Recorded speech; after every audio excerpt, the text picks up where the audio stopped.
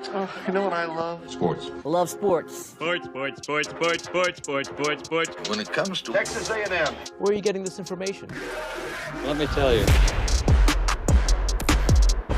Welcome to TexAgs.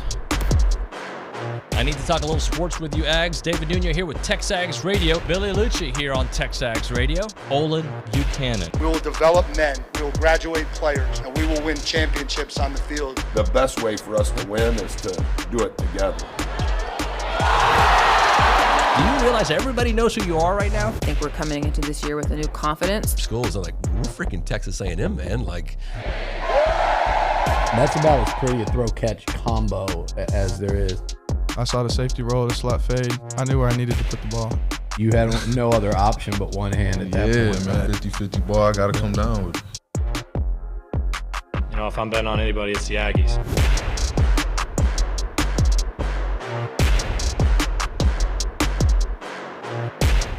All right, OB, is Texas A&M the biggest mystery in the SEC?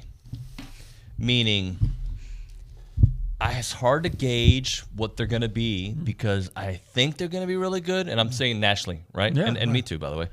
But I can also make an argument for them not being so good. Are they the biggest mystery in the SEC? Maybe in the entire country. Okay. So definitely the SEC, yes. A&M, now that you bring it up, is the Russia of You just college don't know. football. They're the mystery. What is it? A mystery wrapped in an enigma wrapped up in some other mysterious thing. I don't know. I can't remember the Churchill quote, but it applies to Texas A&M. By the way, I don't think the people know. Do you know what show this is? This is This is TexAgs Radio. Yeah, it is. The Go Hour. Presented by The Warehouse, right? Okay, well, see. Well, yeah, the Go Hour itself. It's presented by The Warehouse. Yeah, but the entire presentation is presented by David Gardner Jewelers. Yeah, and the name of this little area studio thing. Yeah, this is the Rollo Insurance Studio. Okay, just making sure we got that out there. So yeah, the reason I bring up that question was I was listening and reading up on Andy Stanley's Andy Stanley's a preacher out of Atlanta. Andy Staples' breakdown of teams, what their highs and lows could be, and he has a ceiling for A&M being 10 wins, and maybe the floor for A&M being 5 wins. And he says A&M is a mystery to me because we got to put out of our minds that they had the number 1 recruiting class in the country 2 years ago because that class was so ridiculously unbalanced from a positional standpoint, it almost doesn't matter. But 2, it dissipated. And he goes on to talk about where they struggled and whatnot. But I do think it is an interesting question because any prediction, I cannot see a prediction where 5 and 7 is where you end up, right? But that's why I think there's so many different takes on A&M this year because it's not Jimbo's A&M. It is the Mike Elko A&M. You can't gauge what A&M is going to do based on what he did at Duke, although you can use it as some conventional thinking there. There is a lot of change from the transfer portal on this roster alone. The defense is going to look different. It may be better, but we don't know. Offensively, a different offensive coordinator. How's that going to work? Connor Wigman has been hurt, got hurt last year. How's he going to come back? I understand the different opinions when it comes to A&M. If I agree or disagree, it doesn't matter. I get where they're coming from. Yeah, I get it too. Again, we're a riddle wrapped up in a mystery inside an enigma. Finally got the quote right.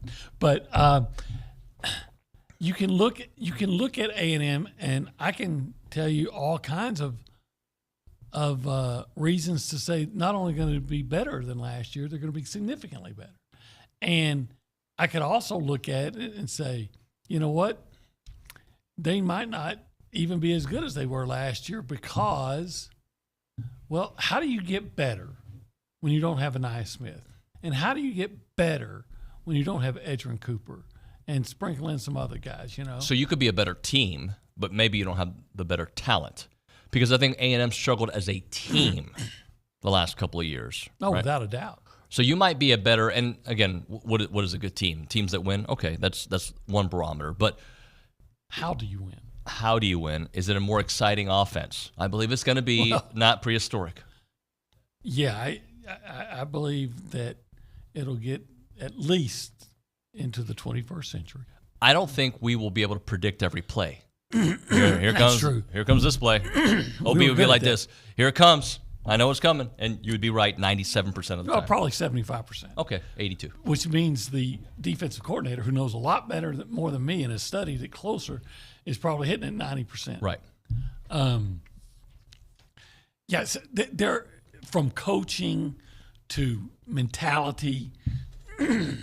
Again, maybe I'm too high on the difference that I think Tommy Moffitt's going to make.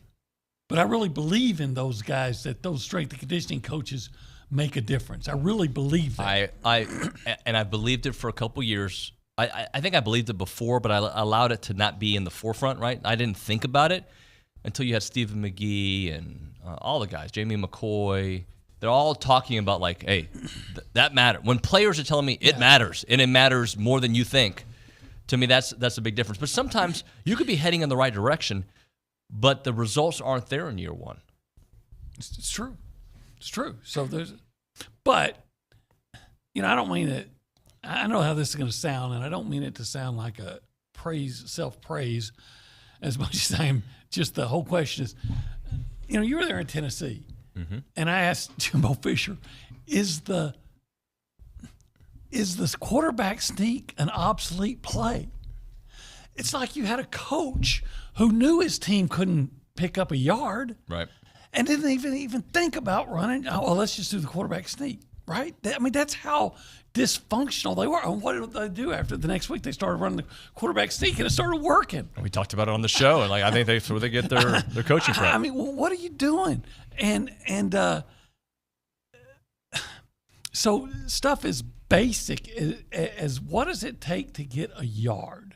That coaching staff struggled with things as basic as, and here I go again. We've got a lot of good defensive linemen and not a lot of good linebackers. So of course we're going to run a 3-4. Right. Things as basic as that, as I've got freshman corners out by themselves. So of course I'm not going to try to bring pressure. I'm going to leave them one-on-one without any pressure. Of course, I think you're going to see better coaching, if nothing else, just on doing things that make sense. So when we talk about mystery, we're talking more production, because I don't think it's a mystery. There's going to be a higher standard expected from this coaching staff. I don't think there's a mystery there, but I'm assuming that Colin Klein is going to figure out a way to pick up a yard. I'm assuming that Tommy Moffitt's approach to making guys work out, and hey, here's the formula the regimen that you need to follow. And I'm assuming that your new defensive coordinator is going to say, hey, I don't want to put true freshmen out there and leave them on an island and not try to get pressure. One thing you don't have to assume, though, Tommy Moffitt has done it in the SEC not that long ago. Yeah. You don't have to assume Mike Elko has done it in the SEC at Texas A&M defensively. Right? So those are places you don't have to assume. Yeah, and this is not to mean a crack on Jimbo and dismissing what he accomplished at Florida State. But there's one thing when you go to Florida State and have a lot of success in the ACC, because at Florida State you're going to have more advantages than you had 12 teams than 10 teams in the SEC. Maybe Clemson, you're all more on a level playing field. At Duke, you have fewer advantages than probably 10 teams in the ACC. Now there's more than that. But the point is, if you have success at Duke in the ACC, it's really much more, obviously, Captain Obvious, a lot more difficult to have success at Duke than Florida State, and he did. But how does expectations at Duke differ than expectations at A&M, right? So the expectations Duke, you win 8 games, they're going to throw a party for you. Right. You won 9, they're going to throw 2 parties. Yeah. At A&M, 9, okay, that's where we want to be a bad year. That's where we want a bad year to be. Right. Expectations are completely different. And the pressure's different, too. Yeah, and that's why no matter where you go, that's why you should question Kalen DeBoer. Absolutely. He's done it at Washington, hasn't done it in the SEC, and is a different animal. You get into the playoff at Washington, they're going to build a statue for you. You get into the playoff and lose Alabama, and if it continues, they want to run you out of town if you don't win national championships. I mean, don't kid yourself. There were people that were upset every time Nick Saban didn't win a national championship. He even talked about it. Well, it's so unrealistic. The level of expectation, demand, and even, people get upset if you only play for a national championship. So here, what is acceptable? If we looked at 5, let's just say that Coach Elko's here for 5 years. Yeah. If he averaged 9 wins this season, okay, would that be considered a successful run at Texas A&M? In fans' eyes, in media eyes? Yeah, if he wins like 7 or 8 games this year. Right. A lot of times you get a pass in that first year because they're still blaming the previous coach. But yeah, look, if you average 9 wins over 5 years, that means you got a couple of 10-win seasons. Yeah, I think that's going to be acceptable here. But the more consistent success you have, the greater the expectation. I remember once, in 1965, I remember reading about this. Someone told Frank Broyles, well, you just messed up the best job in the country because you won the national championship. Right. So now people are going to expect that. I think the expectations for Dabo Swinney are a lot different now than they were when he took over the job. Right? 100%. Yeah. So, if you win, say 8 games this year, 8 games next year, 9 games the following year, and then back-to-back 11-win seasons. Oh, we're throwing parties, bro. But let me ask you this.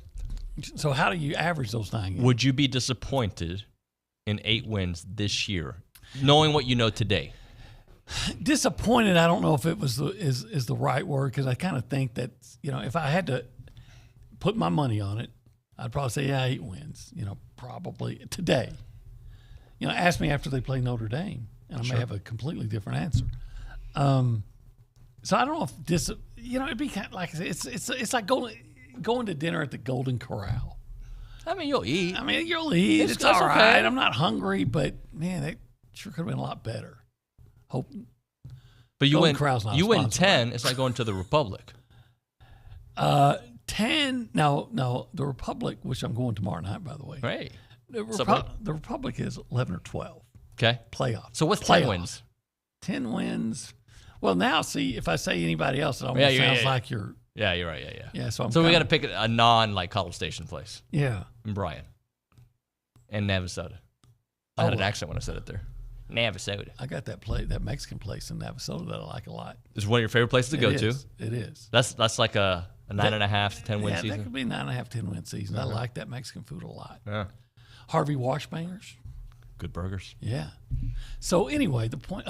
If you want to sponsor with us, by the way, there's another place I got us. in mind that I want to go to soon, and I think it's a 9 or 10 win season. But if I mention it, then you say, "Hey, how do you say I'm not a 12 win?" Right. Yeah. So I'm right. going to back off on that. But anyway, you get the point. So 8 wins, I'll be like, okay, I won't be moved. I'll put it this way: 12 wins is our former sponsors. Is the Rib Tips. 12 wins is the Rib Tips. I wouldn't say former. I'd say summer vacation sponsor. Yeah, okay. All right. How are you? But that's 12 wins equates to Rib Tips for me because I really like them. Right. So anyway, the point is that 8, I don't think I'd be. Are you ever disappointed if you just meet expectations? I remember I never got this, but they'd have the annual review.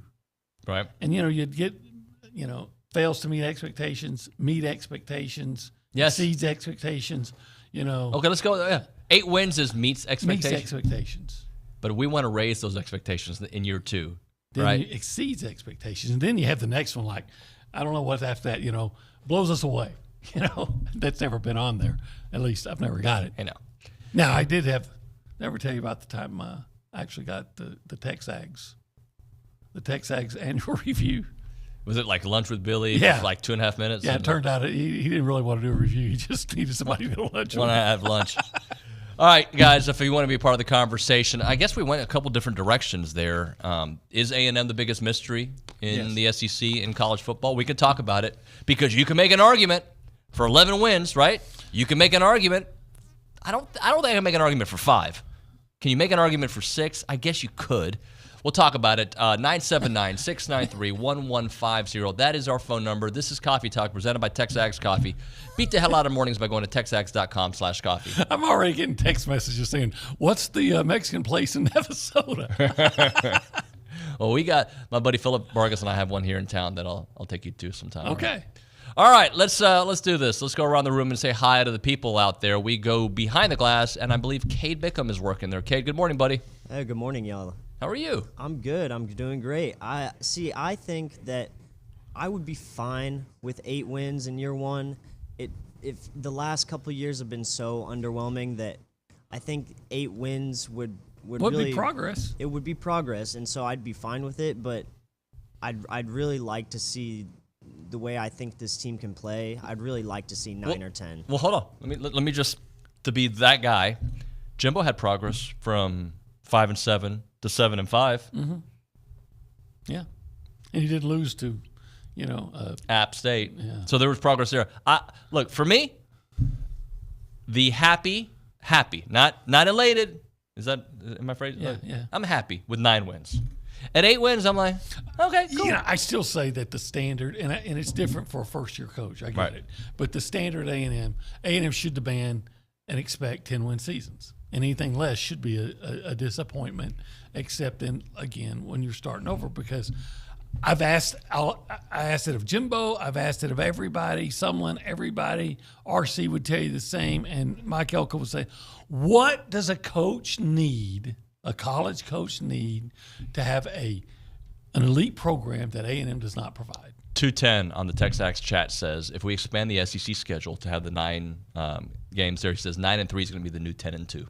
Maybe because you don't get, all those, let's face it, you should have at least 3 rental wins or buy wins. Right. Then there's the App State, so that's why I say that you should. But you should have 3 built-in wins every year. Yep. 979-693-1150. We go to the Angry Elephant News and Social Center. Caitlin is there. Caitlin Torn, hello. Hello. Good morning. What's up with you? Nothing much. How many wins would make you happy? 12. Oh, I like that answer. 12 would make me happy. So what would 11 do to you? It would make me still pretty happy. Come on, it would make you really happy. 11 wins? Yeah, but it's not 12. You're right. I'm kidding. 11 is not 12. 9 would make me really happy. Okay. And then 8 would? Like y'all said, meet expectations. Okay. What would 7 do to you? Yeah. But again, we can do better. This is a conversation on May the 9th, right? Yeah. 2024, by the way, if you didn't know. The way the season plays out tells you a lot. If they got to 7 wins, and I know today that sounds terrible, but they had some injuries that we didn't see derail their season. Like at the end of the season, there's a different. This is just everybody stays healthy, everything happens the right way, but I think every team everywhere they base their projections on that. Yep. All right, Caitlin, continue, please. We're a little slow in the text group this morning, but B in Austin did have a little differing opinion from you guys, saying that Republic might be a 12-win team. 12-win team. They are a 12-win team. They are. Yeah, I only go there so often. It's just like A&M, I like to go there when somebody else is paying. I love that. I like to go pay for my wife for a dinner, but I like when Billy pays. Yeah, I got a gift card. Oh, it's the best. Yeah. It's the great people down at the Fayette County A&M Club. Yeah. Thank you so much. Hey, we'll continue this dialogue on the other side. I got some other, but we got to hit a break here. And I'm sorry, Caitlin, to cut you off for a moment. You're good. Today's Dalton's last day. Yeah. Look, he's not dead. He's just moving to the Metroplex. Yeah. All right? Thoughts and prayers. But I hate that. I love it for him. Yeah. I hate it for us. I love that dude. He does a great job. He does. I mean, I'll tell you how great a job he does is that he's leaving TexAgs, and we're actually saying nice things about him.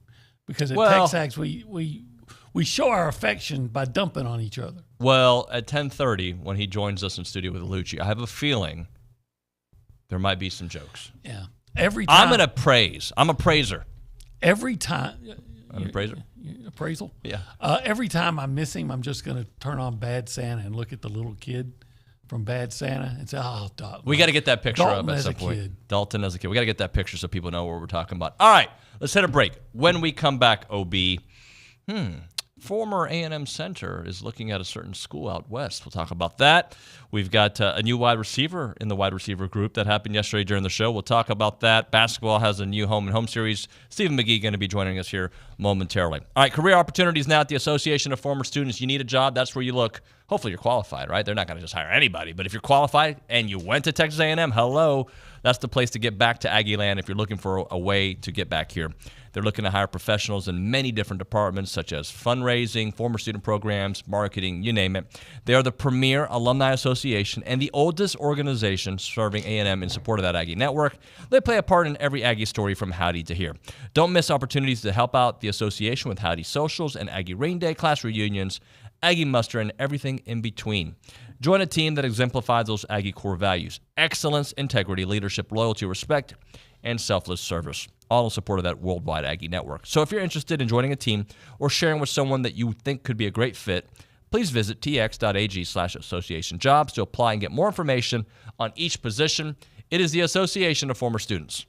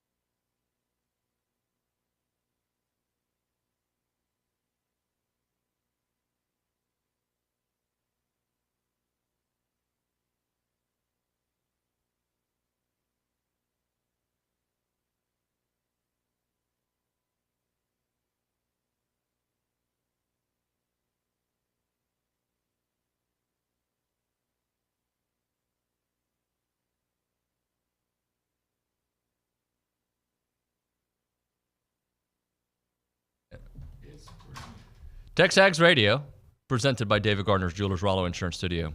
Go Hour, presented by the Warehouse at CC Creations. We were going to go one direction, but you brought up a question. Let's just do it. We were talking about Circle of Trust here. Caddyshack, and I was saying, is Caddyshack a sports movie? Yeah, it is to me. Or is it just a funny movie that uses sports as a backdrop? I think it's there's no movie that's all sports unless it's a... Well, like Tin Cup, what do you remember most about Tin Cup? Not the love story. With Jerry Maguire, it's like, I love you, you had me at hello. You complete me. Yeah, but what you remember at Tin Cup is the hole that he kept on missing. Right. Yeah. The sports, he had it. All right, Any Given Sunday, football movie. Yeah, I didn't like it. I liked it. Okay. I liked Al Pacino having a suit on in 100-degree Miami weather. Here's a great... Major League is a great sports movie. It's about the sport all the way. But when I said Bull Durham to you, you weren't sure if it was a baseball movie. But it's definitely a love story. Yeah. With a lot of baseball as the back. But yeah, that's closer to a sports movie. And Jerry Maguire, you said, is a love story. It's more of a love with some football to get the guys interested in. Right. That's the backdrop, I think. But people went in thinking it was a sports movie, and they got you at hello. They got me at hello. Yeah. What other ones? There's so many, Rocky's a sports movie all the way. It's a love story. But it's a love story. It's the American dream. That's what America is. It's about love. But the sport is what you remember. Oh, it's the knockouts, So right? it's the wins. first thing. Yeah. See, when you think of Jerry Maguire, it's the you had me at hello. Show me the money. That's what I think about, right? But even then, it wasn't the sports scene that you remember. No, it was a business scene. It was actually business. Business and monkey business. Yeah. What other one? Come on, give me more. Field of Dreams. Baseball movie. You think about dead guys walking through the woods. Yeah. It could be a horror story too if you think about it. Yeah, it could. Can you imagine? There's ghosts. I see dead people. Whoa. It's the Sixth Sense. If I see Shoeless Joe Jackson come to me, I'm running. There's no way I'm staying there and talking to him. And yet he had shoes on. Isn't that great? Shoeless Joe with shoes on. Oh. It's false advertising. What other one is there? Come on. There's so many. Well, then give me some. Okay, pick the Varsity Blues. Football movie. Heck yeah. Although my favorite scene, or the scene I remember, had not to do with football. It had to do with whipped cream? I didn't say that. I didn't say it. Torn over there's laughing. She hasn't seen that movie. It was 30 years ago. The whole movie was a commercial for Ready Whip. Karate Kid. That sports movie? I think it's a sports movie. I do too. Everybody does this, right? Yeah. That's what you remember. It's a gang sign and a fight. You remember the crane kick. The sporting event the most. Yeah. Yeah. Huh. Maybe the whipped cream is a sports. Okay, we're gonna move on from that. I had a coach from Dripping Springs, old Post Shelton. I hope he's still with us. He called me up when he saw that. And he said, "Why didn't you get into the whipped cream scene?" White men can't jump.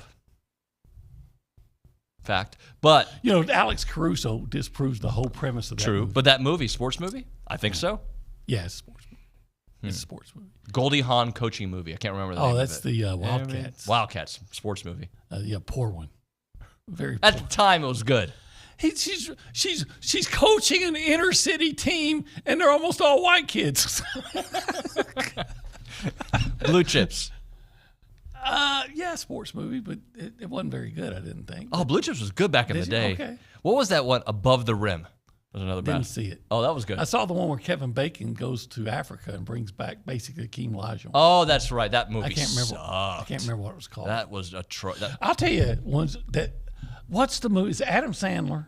He's playing a basketball scout for the Knicks. Oh, that was a good movie. Yeah, but I can't think of what it was called. Yeah, but that was good. I like that one. Yeah. Oh, there's tons of great sports movies. Yeah. Radio.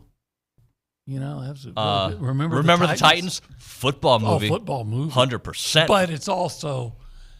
But that's what sports is. It really is because sports. I remember a coach back at Big Sandy, Jim Norman, back in the 70s. He was talking about they won a state championship. Yep. They had a lot of racial unrest at the time, and he said when we won the state championship, it didn't matter who was black or white, just that you were a wild big Sandy. When the Rockets won the championship back in '94, the first time sports brings people together. I saw, I'm not gonna even say this gang and this biker group and everybody they were hugging, kissing, cowboys and rappers, all as one as a team. That's right. Like in the scene in the bar scene in Major League, there's the kind of big tough guy, and then the guy that's got kind of the crazy hair and everything, and they just won, and they hug each other, right? Have you seen the movie Warrior? Warrior. The MMA movie. Probably not. Go see it. Okay. I think you'll like it. Tom Hardy, good actor. Okay. Nick Nolte, your uncle. I've seen Warriors. That's a good one too. But that's not. That's 1982. That's not about sports, even though they do have the Baseball Fury gang. American Flyers, Kevin Costner, the biking movie. Never saw it. Okay, you missed out. Okay. Alex and the Doberman Gang. There's a movie. Never mind. Ground shuttle time. They offer frequent and reliable shuttles for Bryan College Station to George Bush Intercontinental Airport.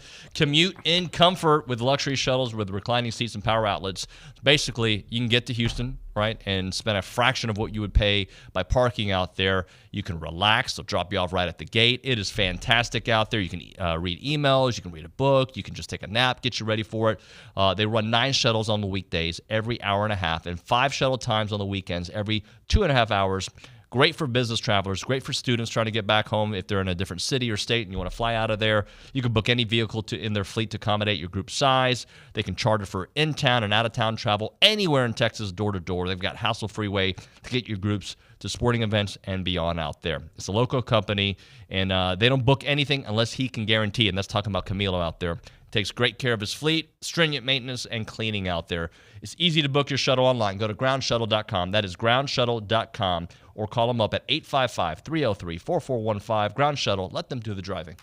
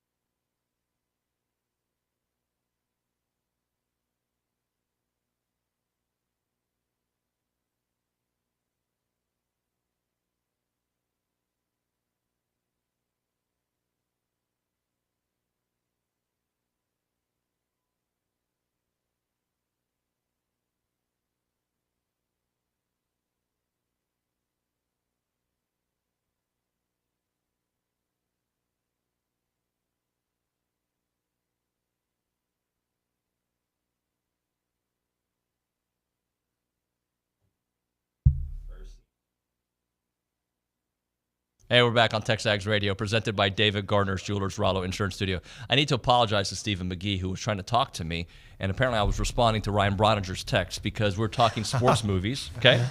And what did we say? Somehow we were talking about Field of Dreams, and I said, dead guys walking through the woods. And then he said it's a horror movie. he goes, blasphemous, Nuño. They were walking through holy cornfields. Holy cornfields, Batman. So, how are you, Stephen? Amazingly well, yeah. Our QB1, Paragon Financial. It's hard to respond to that, right? It is, but like I'm excited to hang out with Dalton for a little bit today. It's our last hoorah. For now. For now. We'll try to bring him back at some point. Oh, yeah, he'll be back. How many wins would make you happy in football season this year? We were talking about Ooh, happy? Happy. Not elated, but happy. Just like, all right, that was a good year. 8. Oh, 8. Wow. Okay. That would make you happy. What? 9. 8, I'd be like, all right, cool. With the roster right now and new everything and with all the unknowns, I would say 8. Okay. What are y'all at? If you ask my wife, she'd probably say 6 or 7, but she's she's used to disappointment. She has low standards. So I expect 8, so happy would make 9. See what I'm saying? Like I'm expecting at least 8. I mean, we get 9 wins. I'm thrilled. Yeah. 10? We asked throwing a party. We asked Torn over there. You know what her answer? I asked Torn what would make her happy. You know what she said? I mean, this woman's marriage material. She said, "What would make me happy? 12." Oh, yeah, yeah. I can get on board with 12. We haven't won 12. Well, we just won 12 in 2 years combined. That's what we just did. Yes, that's right. That's the saddest thing. What is your number?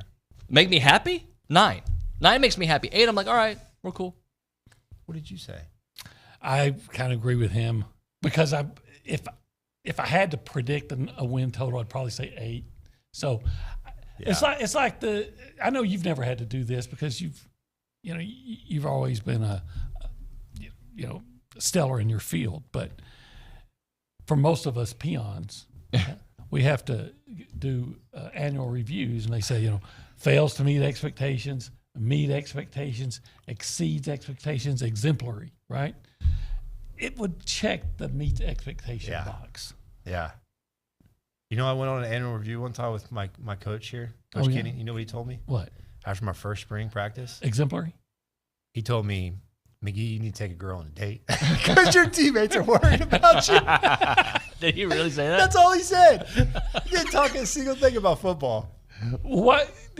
So he specified girl. Yes. Why did he feel the need to specify girl? Because I never left I never stopped looking at my playbook. It's 2024. There's some other stories there, but we don't need to go there. I always said this before.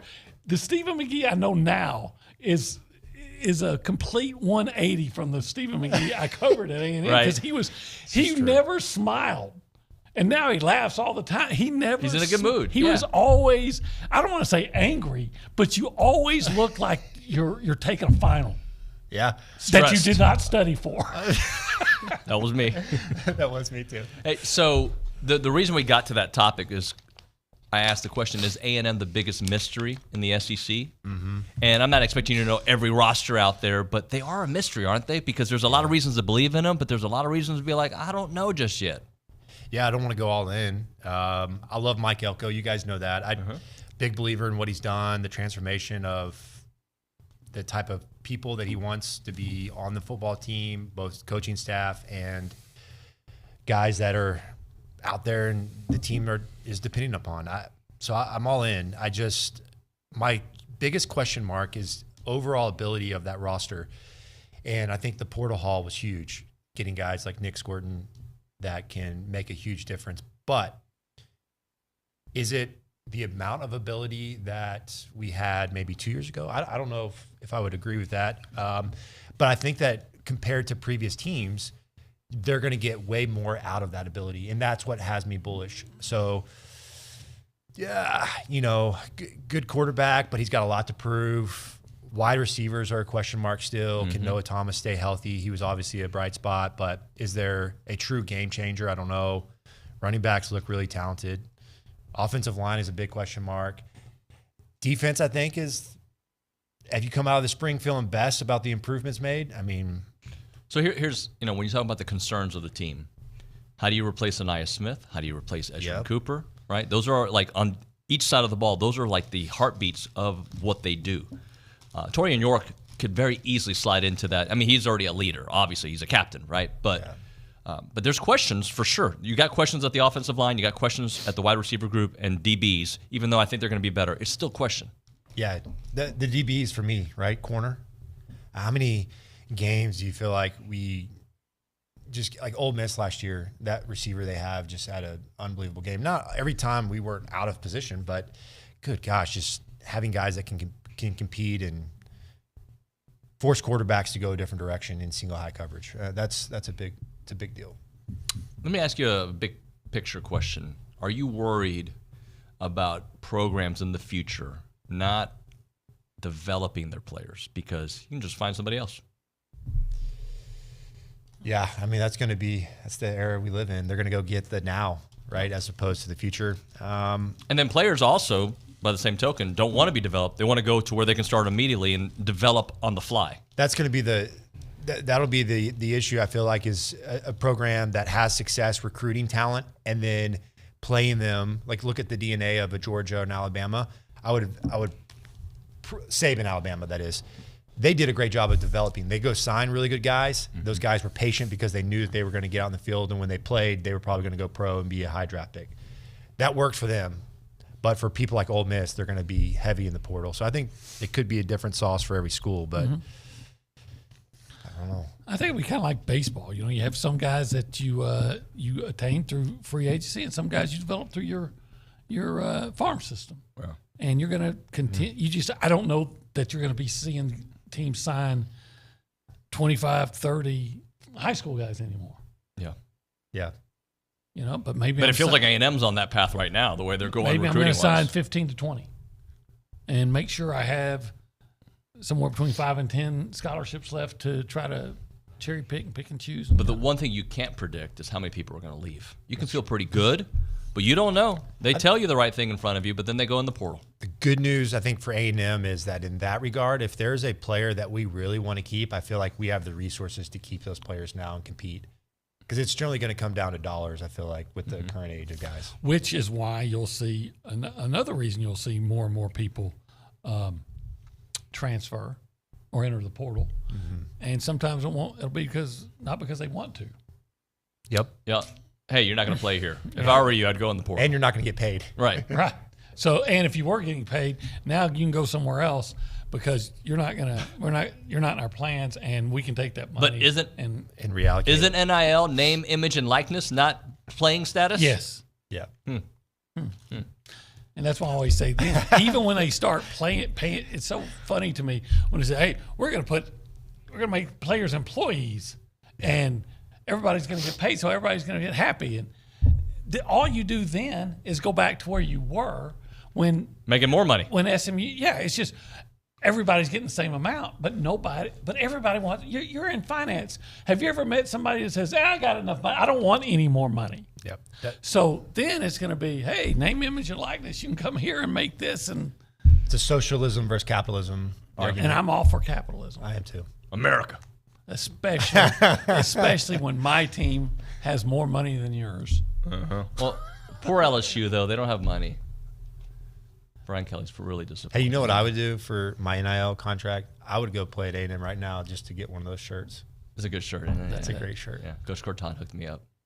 I bet you Coach Corton could probably hook up McGee. He's probably busy right now, but if he's listening, which he does listen, he'll text. I tell McGee I got him. Everybody likes McGee. Nobody likes me, but everybody likes McGee. Is that your way of trying to get a shirt? No. Look good on you. Really it's a pretty good shirt. Yeah, I probably need to lose a few pounds before I wear a shirt like that. I got you, buddy. When we come back, Dalton Hughes is going to join us here for a few minutes. Right now, let's talk Chance McClain and Heritage Films. They make documentary films about families. They'll do it about a family ranch. They'll do it about a family business.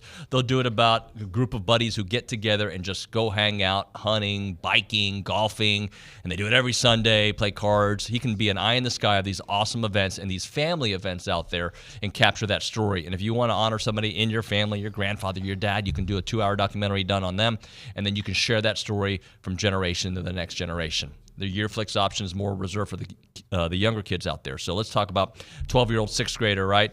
Entering middle school, so excited about it. Tell that story, 20-minute Q&A. Then followed up freshman year of high school, followed up freshman year at A&M, followed up with another 20-minute video when they get their Aggie ring. Cool way to do it. 20 minutes is called the Year Flicks. Check out the website, yourheritagefilm.com, yourheritagefilm.com, 713-893-8341, 713-893-8341.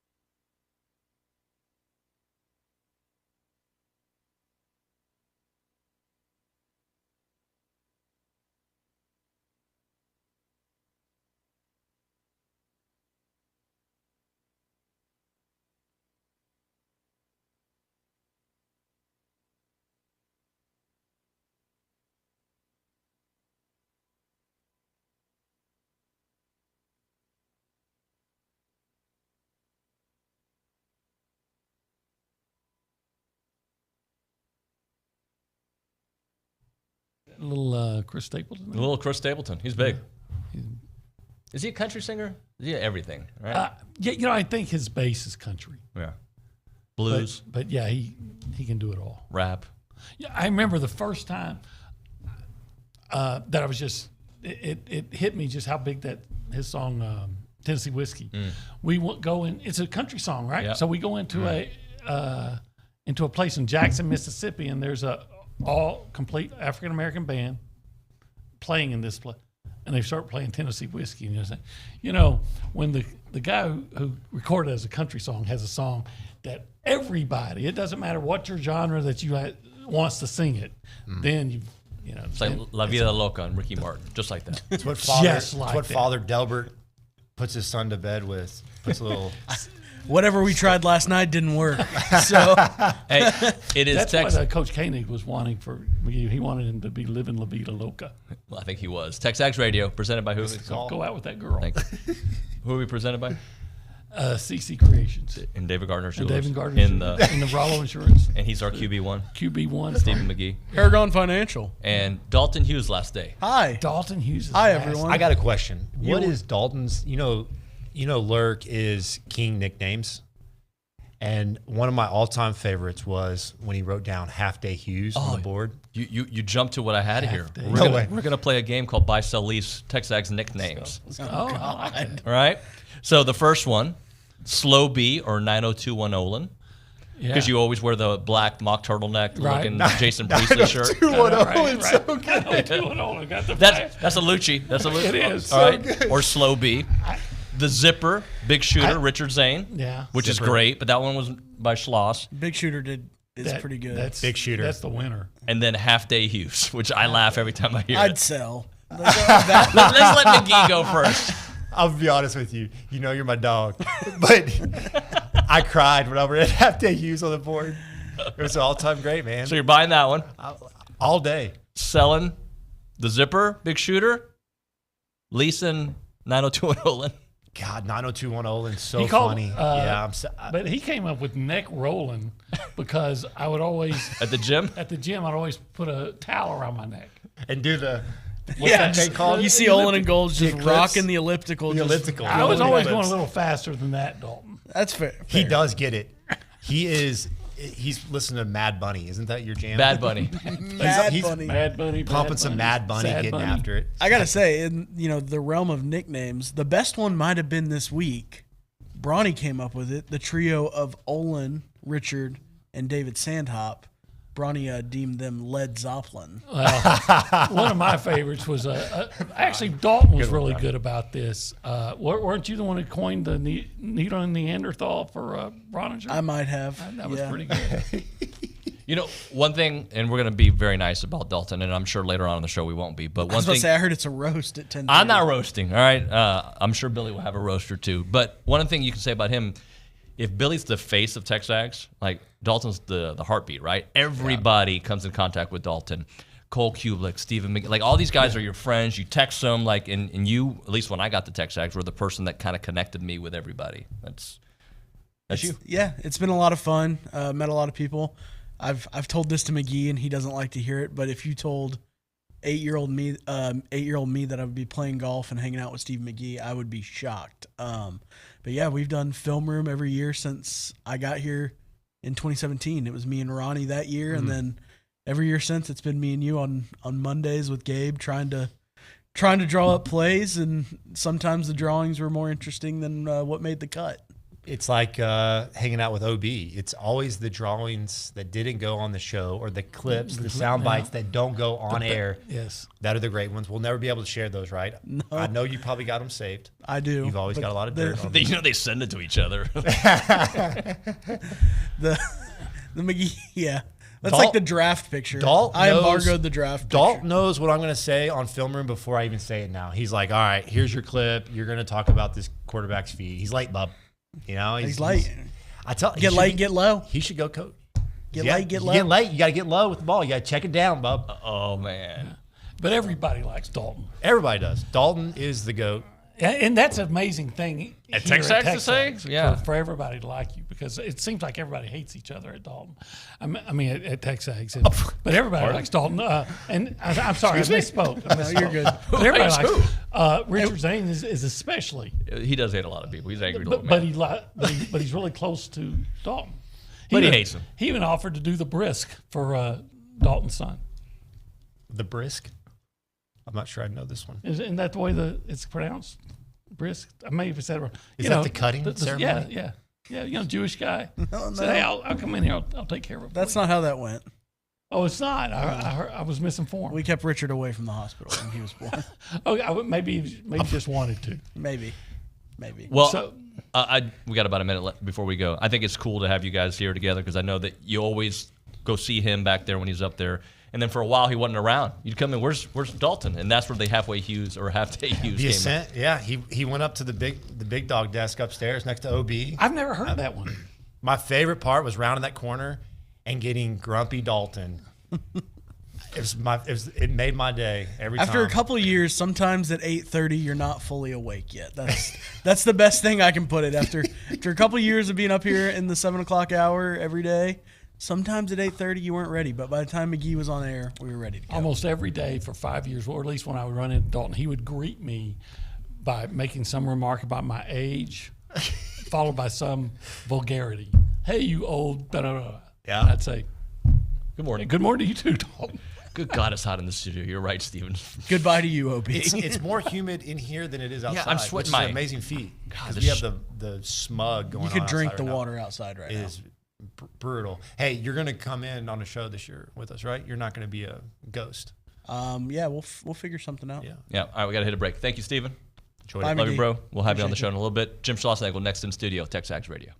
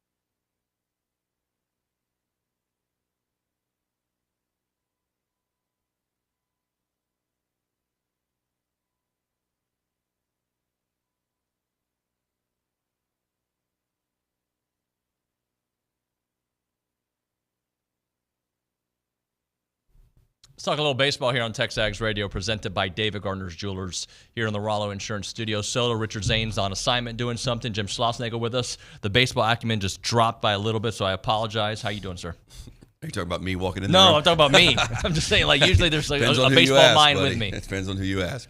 I'm good. I'm good. Ready to get to Oxford this weekend and play some baseball. So I know you have huge goals, but I still think it's cool to kind of reflect on the midweek games that you guys went perfect on. Texas teams, 12-0. Obviously, it's what you do in the postseason, but to get where we are right now, considering what you went through this year, just your thoughts. Yeah, man. So proud of our team. It's just not normal. I mean, it's very abnormal to win all those games. And the game of baseball, if you know anything about baseball, it's just not built for that. It's just not. And especially with 18 and 22-year-olds, to be able to, stay focused and mature. I use the word maturity with our team a lot. Like, there's nothing more immature than coming off an SEC weekend and not showing up to play on Tuesday, especially when you go on the road, man. You come back and your fans want to see you play, and you play bad or you're not into it. And I don't think our guys are never not into it. Sometimes we play poorly, but we usually have overcame it, obviously, relative to the record. But, yeah, I mean, I think, like I said the other night after the game, I think it speaks to we have a good team. Yeah. I mean, you don't win all those games without good players and depth of pitching. It's not always perfect. We have to use a lot of different guys. But in today's college athletics, a lot of that's by plan, where you're trying to keep this guy happy. Yeah. Young players don't want to – they hear what you say, but they want to play. Right. They want to – if I say to a young guy, hey, man, just hang in there. I know you may only throw 5 innings or get 20 at-bats, but we love you. But they have a million other people in their ear saying the opposite. And so that's what we're trying to do in a lot of the games is just get guys opportunities so that, A, they can get better, and, B, they feel good about being here. And you did that against Rice, too. There was a lot of youngsters that got to play. Yeah. Weston, I thought, did a great job. Man, I wanted to get Chestnut more at bats, but I really wanted to start Jack Bell. He is a good player, man. Mm-hmm. I'm telling you, this guy is we had a sim game yesterday, and he's hitting liners down the left field line, pulling balls in the right center gap. He can play all three spots in the infield. I've seen him run around the outfield. Not that he's ever going to be an outfielder for us, but those midweek games, you just can't. On one hand, you want to get a guy like Jack a start, but on the other hand, I need Chestnut, who hasn't played all season, to stay in rhythm and get his at-bats to be ready to go for the weekend. And so when you can kind of do both, I wanted to get, we wanted to win the game, so we started Pell, but I also want to get him off his feet a little bit. So and when you score runs early, then it gives you options. So a lot of guys threw well that night. Rudis is working on some new things. I was glad we didn't have to use Caden Wilson. We didn't have to use any of the lefties, and that's going to be huge this weekend because Ole Miss has specifically one player that can literally change the entire weekend with one swing, Andrew Fisher, and he's great against left and right, but we need to be ready to match up with those guys this weekend. What takeaways from what you saw from Weston Moss? I thought he attacked the strike zone better as a starter. His changeup was a little bit, the home run was, the wind was blowing out. The home run that he gave up wasn't hit that hard, but just lifted up into the wind, which we've hit some like that this year. But just getting him a start, getting him used to that, so that, if we get to we're TBAing it this weekend, but if we get to a loser's bracket in a conference tournament or a regional, or if we have a good finish to the regular season and we want to save some things in the conference tournament to give guys some rest and get a guy like Moss experience, and then he already has it. So I thought he did great. He just needs to get more physical. He needs to build a bigger engine over the course of the next year to really be able to be an elite starter in this league, and I think he can do that. When you say TBAing, Prager game 1 and Lampkin game 2? Yeah, that's the plan right now. Had a really good session with Lampkin and Jones yesterday. I know we've talked about the cheating versus gamesmanship, I guess, stuff. And if the other team gets our pitches because we're tipping something to the base coach or to the dugout or to the hitter, that's our fault, And it's kind of like, I guess it's like anything else in life. The things you see the most, the things you see every day, you become blind to it because you just see it every day. Whereas when you see it just once, you go, oh, wow, that sticks out. And so we did some things with those guys to try and maybe somebody had the pitches against or I know they had them when Tanner was giving up those 9 runs against Georgia, and Lampkin went from pitching awesome to homer, double, single. So we spent some time on that yesterday. So Tanner could still start Sunday for sure. But I also might want to see him out of the bullpen maybe, because I think something like we did with Lampkin that one Tuesday, I think sometimes a guy can reset his mind by coming out of the pen and just kind of airing it out for a couple hitters.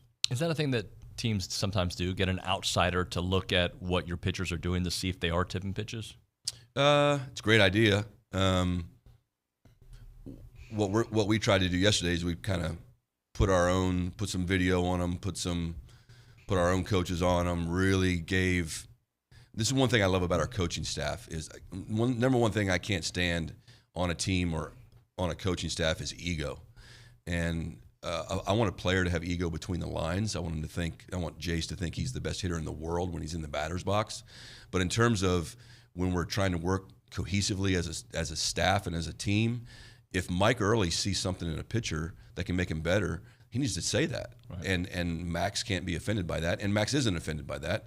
And conversely, Max needs to say, hey, if I was pitching to Braden, this is what I would do, right? So we tried to dive a little bit deeper into that yesterday with Nolan and Max. Nolan and Mike, and just really bear down on them. Use some video.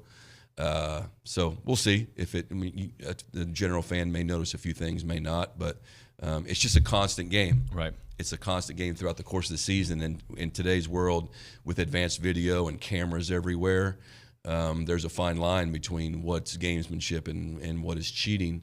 And I'm not accusing anybody of cheating. I'm just saying there's more ways to figure things out. 10 years ago, I couldn't sit and watch all of Ole Miss's pitchers on video like I did all day yesterday. Right. And so you can try to catch some tendencies if you pay attention. A few months ago, you mentioned Braden Montgomery. Just the production was there, but obviously the quality of the at-bats were there as well. Yeah, we as a team, and really Braden too, we just got way out of character against LSU. And what I mean by that is, you've heard us say before that we want to swing at strikes and take the balls, and actually the teams that do the most damage and produce the most runs, they actually swing the least. In other words, their chase rates are low, their swing rates are somewhat low because they're waiting for their pitch. And give credit to LSU, they pitched us completely different than anybody else has the whole season. And it wasn't so much the plan as they executed the plan. And we know Nate Yeske's a good pitching coach. So they threw a lot of off-speed pitches, and they landed them. And I think our guys pressed. And Braden was at the top of that list in terms of swinging, and chasing balls out of the strike zone. So that's part of baseball. It's going to happen in the course of a long season.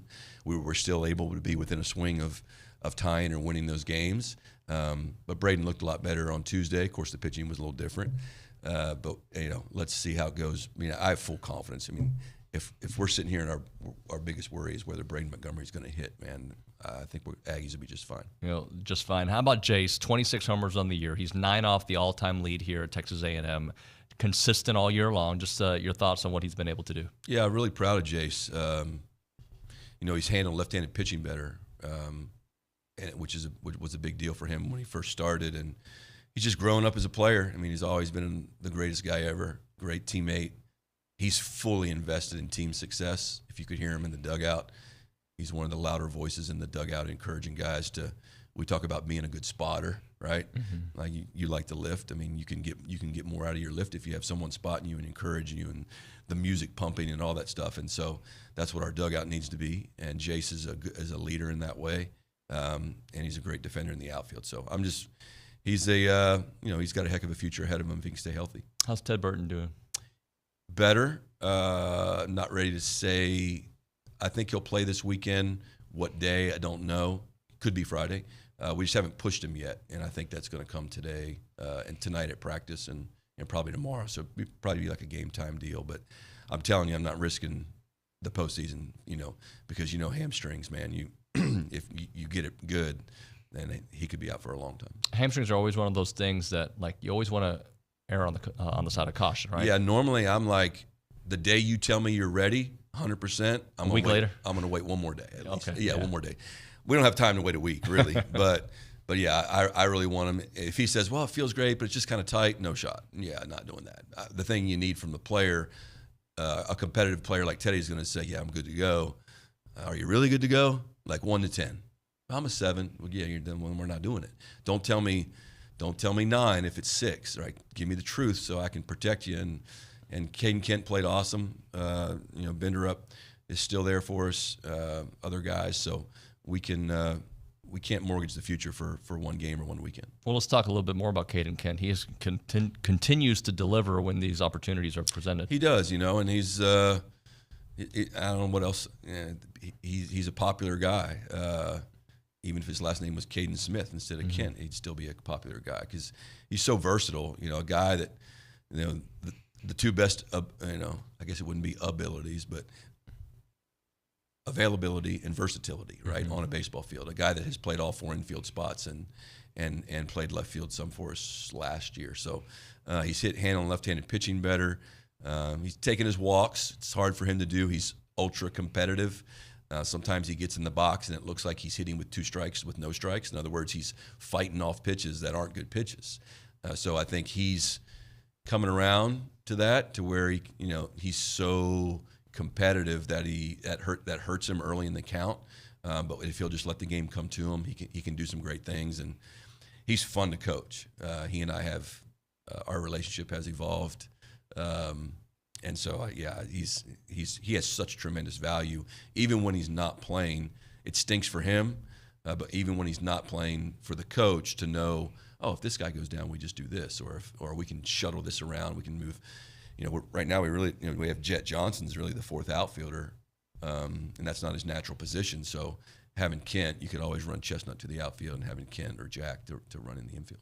Yeah, you earlier mentioned Brad Rudis and working with some things with him. Just what have you seen from him here the last 3-4 weeks of the season? Max has done a great job with him. Number one, just challenged him, throw harder, honestly, give more effort. Not that he's not giving effort, but just, hey, man, like 87, 88's not going to get it done in this league from where you throw from relative to your breaking ball and the movement profile of his pitches. And so he's done that.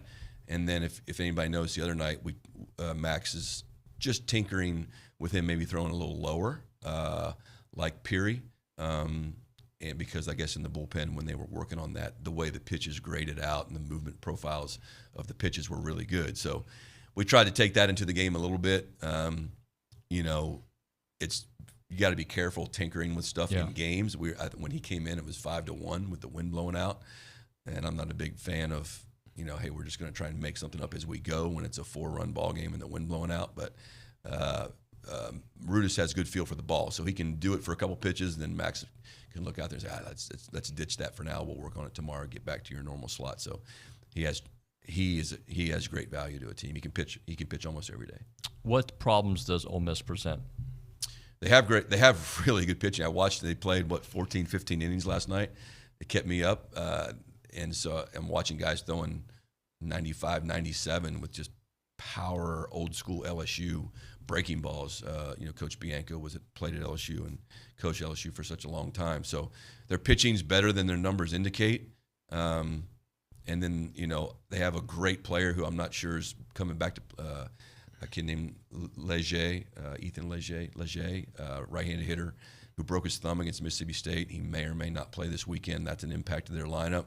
But Andrew Fisher, the transfer from Duke, is up to almost 20 homers now, and you have to be mindful of him in the lineup and make sure that you don't load the bases or have him hitting where he can do big damage. We know the atmosphere in Baton Rouge was crazy. How do you expect the atmosphere this week? I don't know. Normally it's awesome. Ole Miss is one of the great places to play in the country. It's graduation weekend. It's a tough hotel for us to find. Their team hasn't had this season to this point as expected, but so I don't know if the fans will show up because it's graduation weekend. There's a lot of people there to encourage their team, or if there's going to be other things going on. But I expect it to be really good. Bronny was mentioning the north wind there that could affect some of the power. Yeah. It's going to be like high of 70. Like tomorrow night's game is supposed to be in the 50s. So, oh, wow. Yeah, I got to pack your jacket and sweat and long sleeves. But it looks like it's out of the north. I'm assuming that blows in or across the field. One day is like 5 to 10, so it shouldn't be too tough, but it's certainly not going to be like it was, like it normally is here or most places where you get the south wind and the ball you get but you don't really get carries out of the ballpark. So I'm sure it'll have an impact in the game. Is there a pacing with roster management here with such little time left in the regular season, considering what's ahead? In terms of like who travels, you're asking? Well, no, not necessarily. Just how much people are going to play and whatnot. No, not really. We need to get through this weekend, and then we'll see. But in terms of like holding back a pitcher, if we do well the last 2 weekends, then yes, the conference tournament from the pitching staff standpoint, it's going to be all about setting us up for the best case scenario in a regional. But we're not there yet, so we have to. We're still playing for a lot. We have to just play this weekend as normal, and then we'll take it day by day after that. Schloss, I appreciate you, sir. Appreciate you. Yep. All right, gig 'em. Gig 'em. Right now, caller number 1, we're going to give you a free car wash from Aggieland Express in South College Station off of William D. Fitch in Greens Prairie. They're Aggie owned and operated with the friendliest staff and a personal touch. They offer a monthly membership, but we're going to give the first caller a free car wash right now from Aggieland Express in South College Station, 979-693-1150.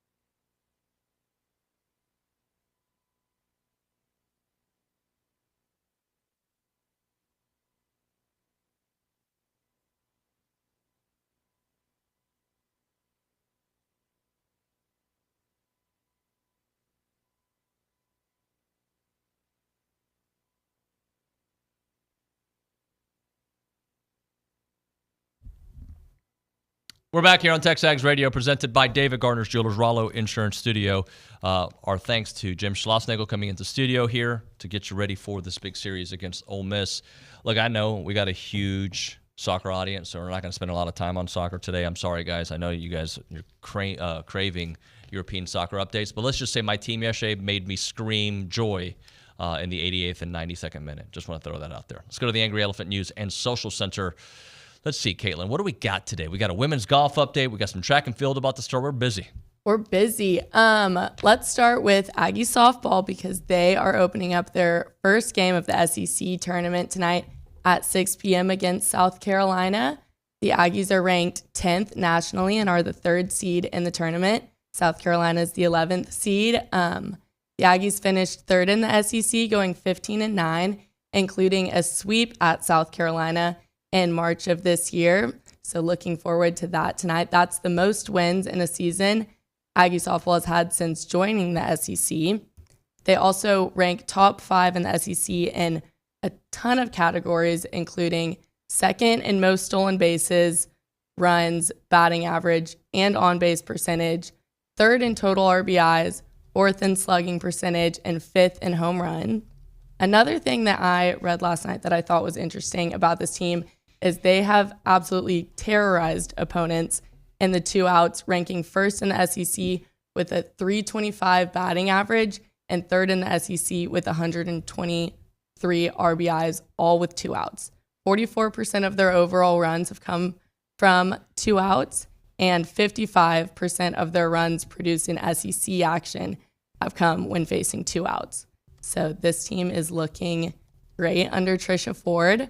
Women's golf also punched their ticket to the NCAA championship for the third straight year after qualifying 5th place in the Bryan Regional. They got off to a little bit of a rough start yesterday, shooting 10 over through the first 3 holes, erasing a 12-stroke cushion that they had created. And Adela Kernasek, is that how you say it? It's close enough. Close enough. Anyways, we call her Adela on the show. Adela. Perfect. Responded with 4 straight birdies, allowing her to finish out. They needed that, by the way. Needed that. 1 under 71 and 7 under 209 for the tournament.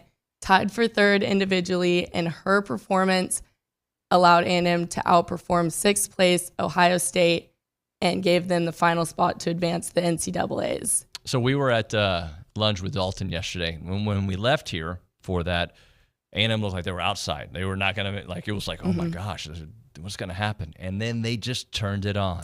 Turned it on. They sure did. All right, what else you got? On track and field, they also kick off their SEC Outdoor Championship today. The men currently sit in 2nd place nationally and have held a top 3 spot all year, while the women are in 4th place and have ranked top 10 all year. 4 members from each squad lead the conference in their events.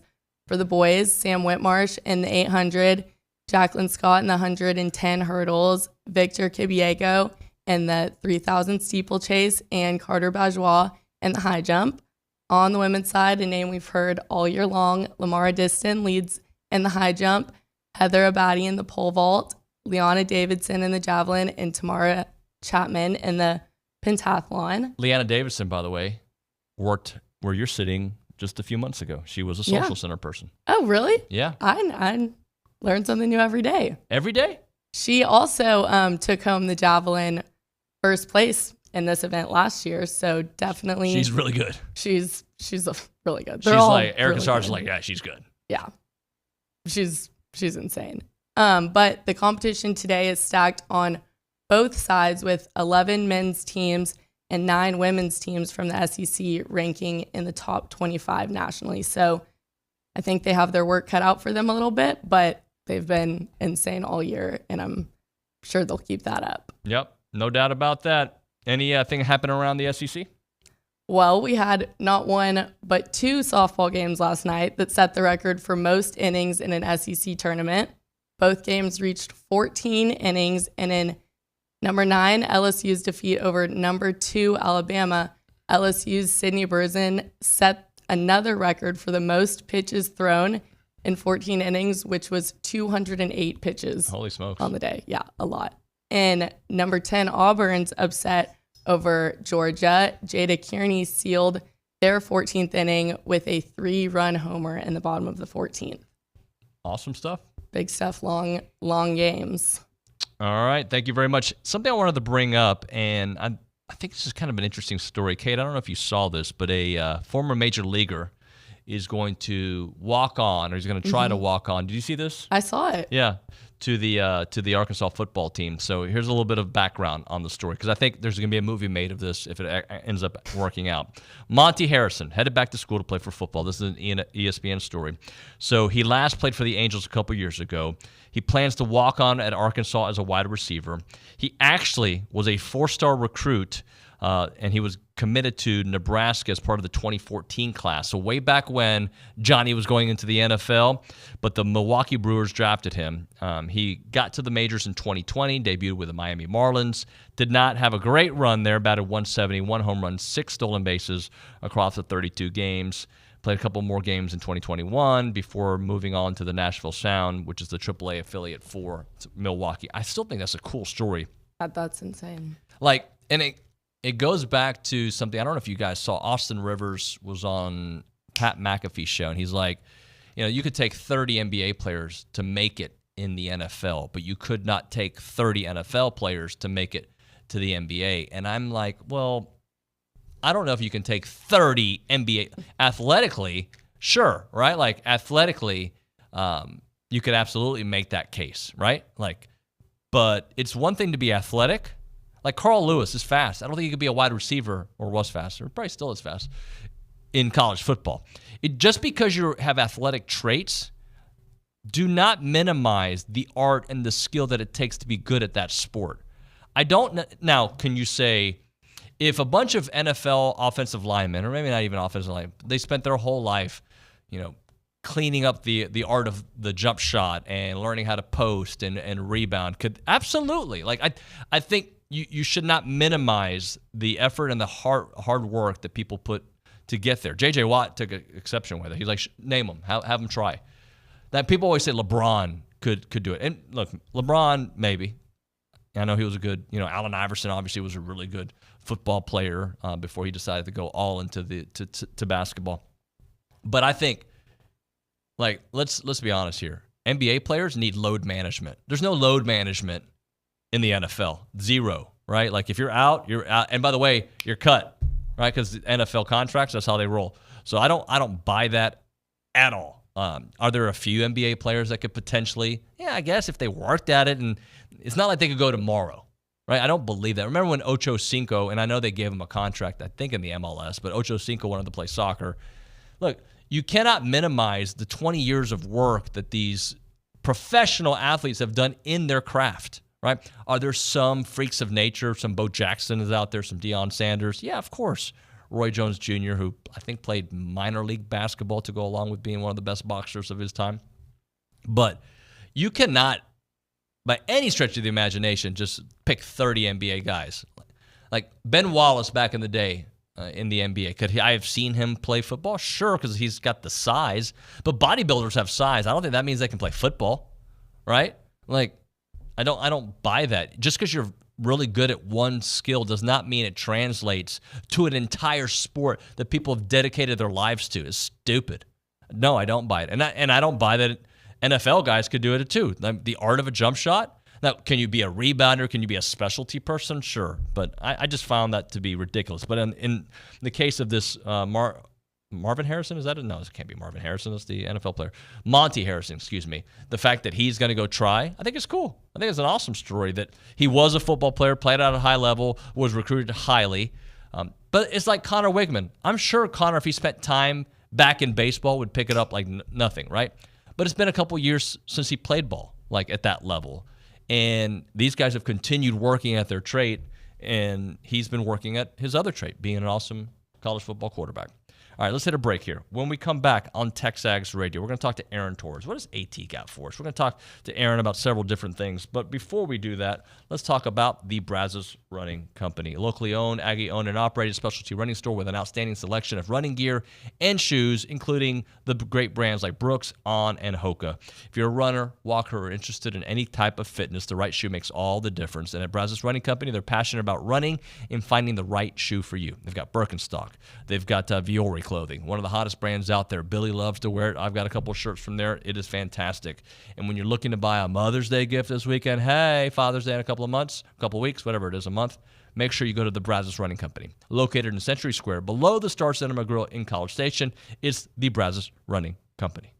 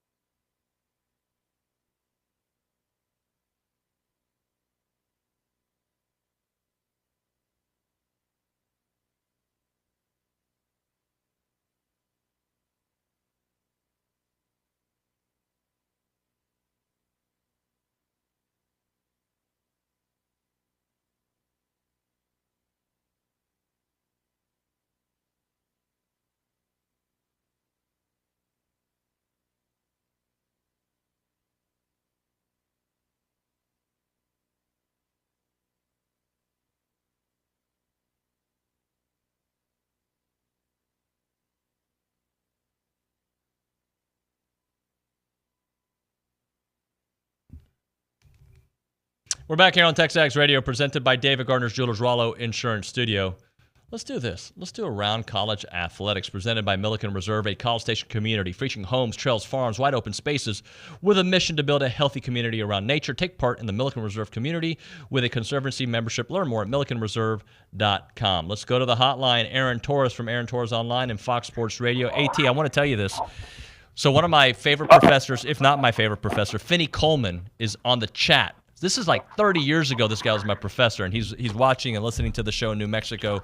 I always feel good when people who impacted my life are still around. Well, that's awesome. Was he like communications? I hope he wasn't like a psychology major or a psychology professor. Then you got a psychology degree, and now you're in radio. Was this a communications class or African American literature class? Give me some details. African American literature Really? class. Okay. Yeah.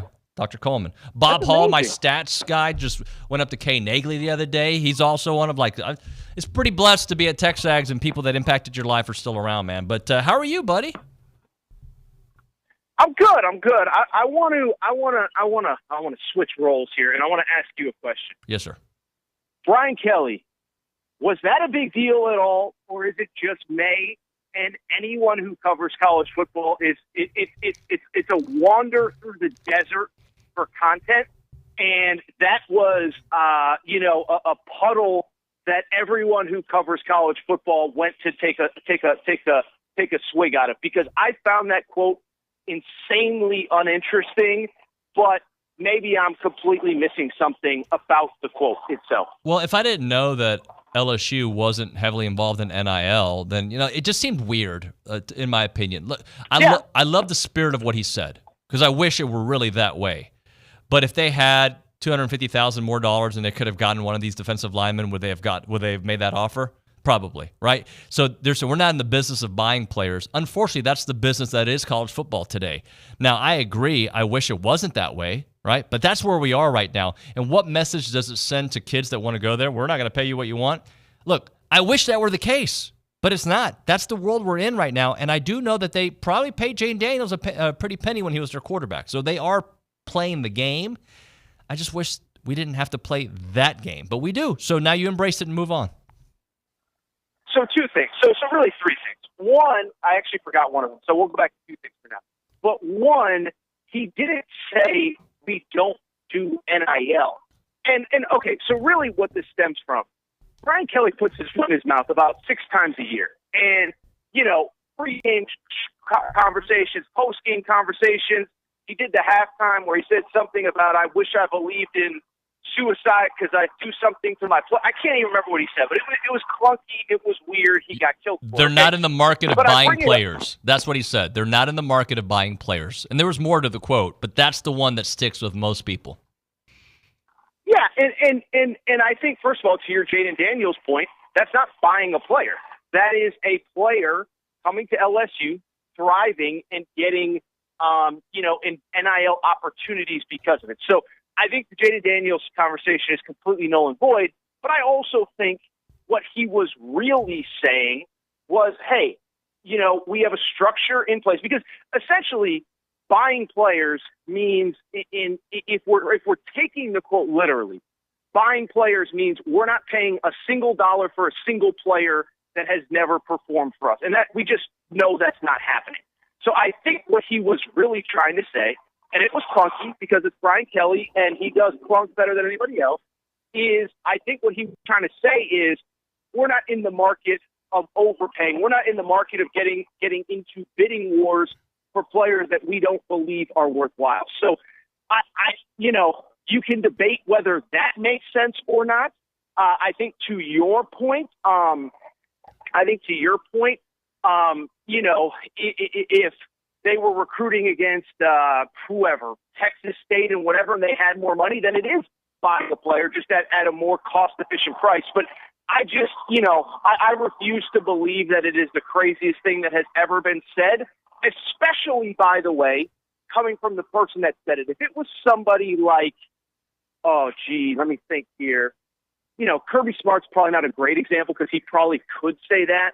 But if it was like Kalen DeBoer, Ryan Day, who's a little bit more polished in front of the podium, Ryan Day's really thoughtful with what he says, then yeah, I think it would be a little bit more of that's interesting. But I do think.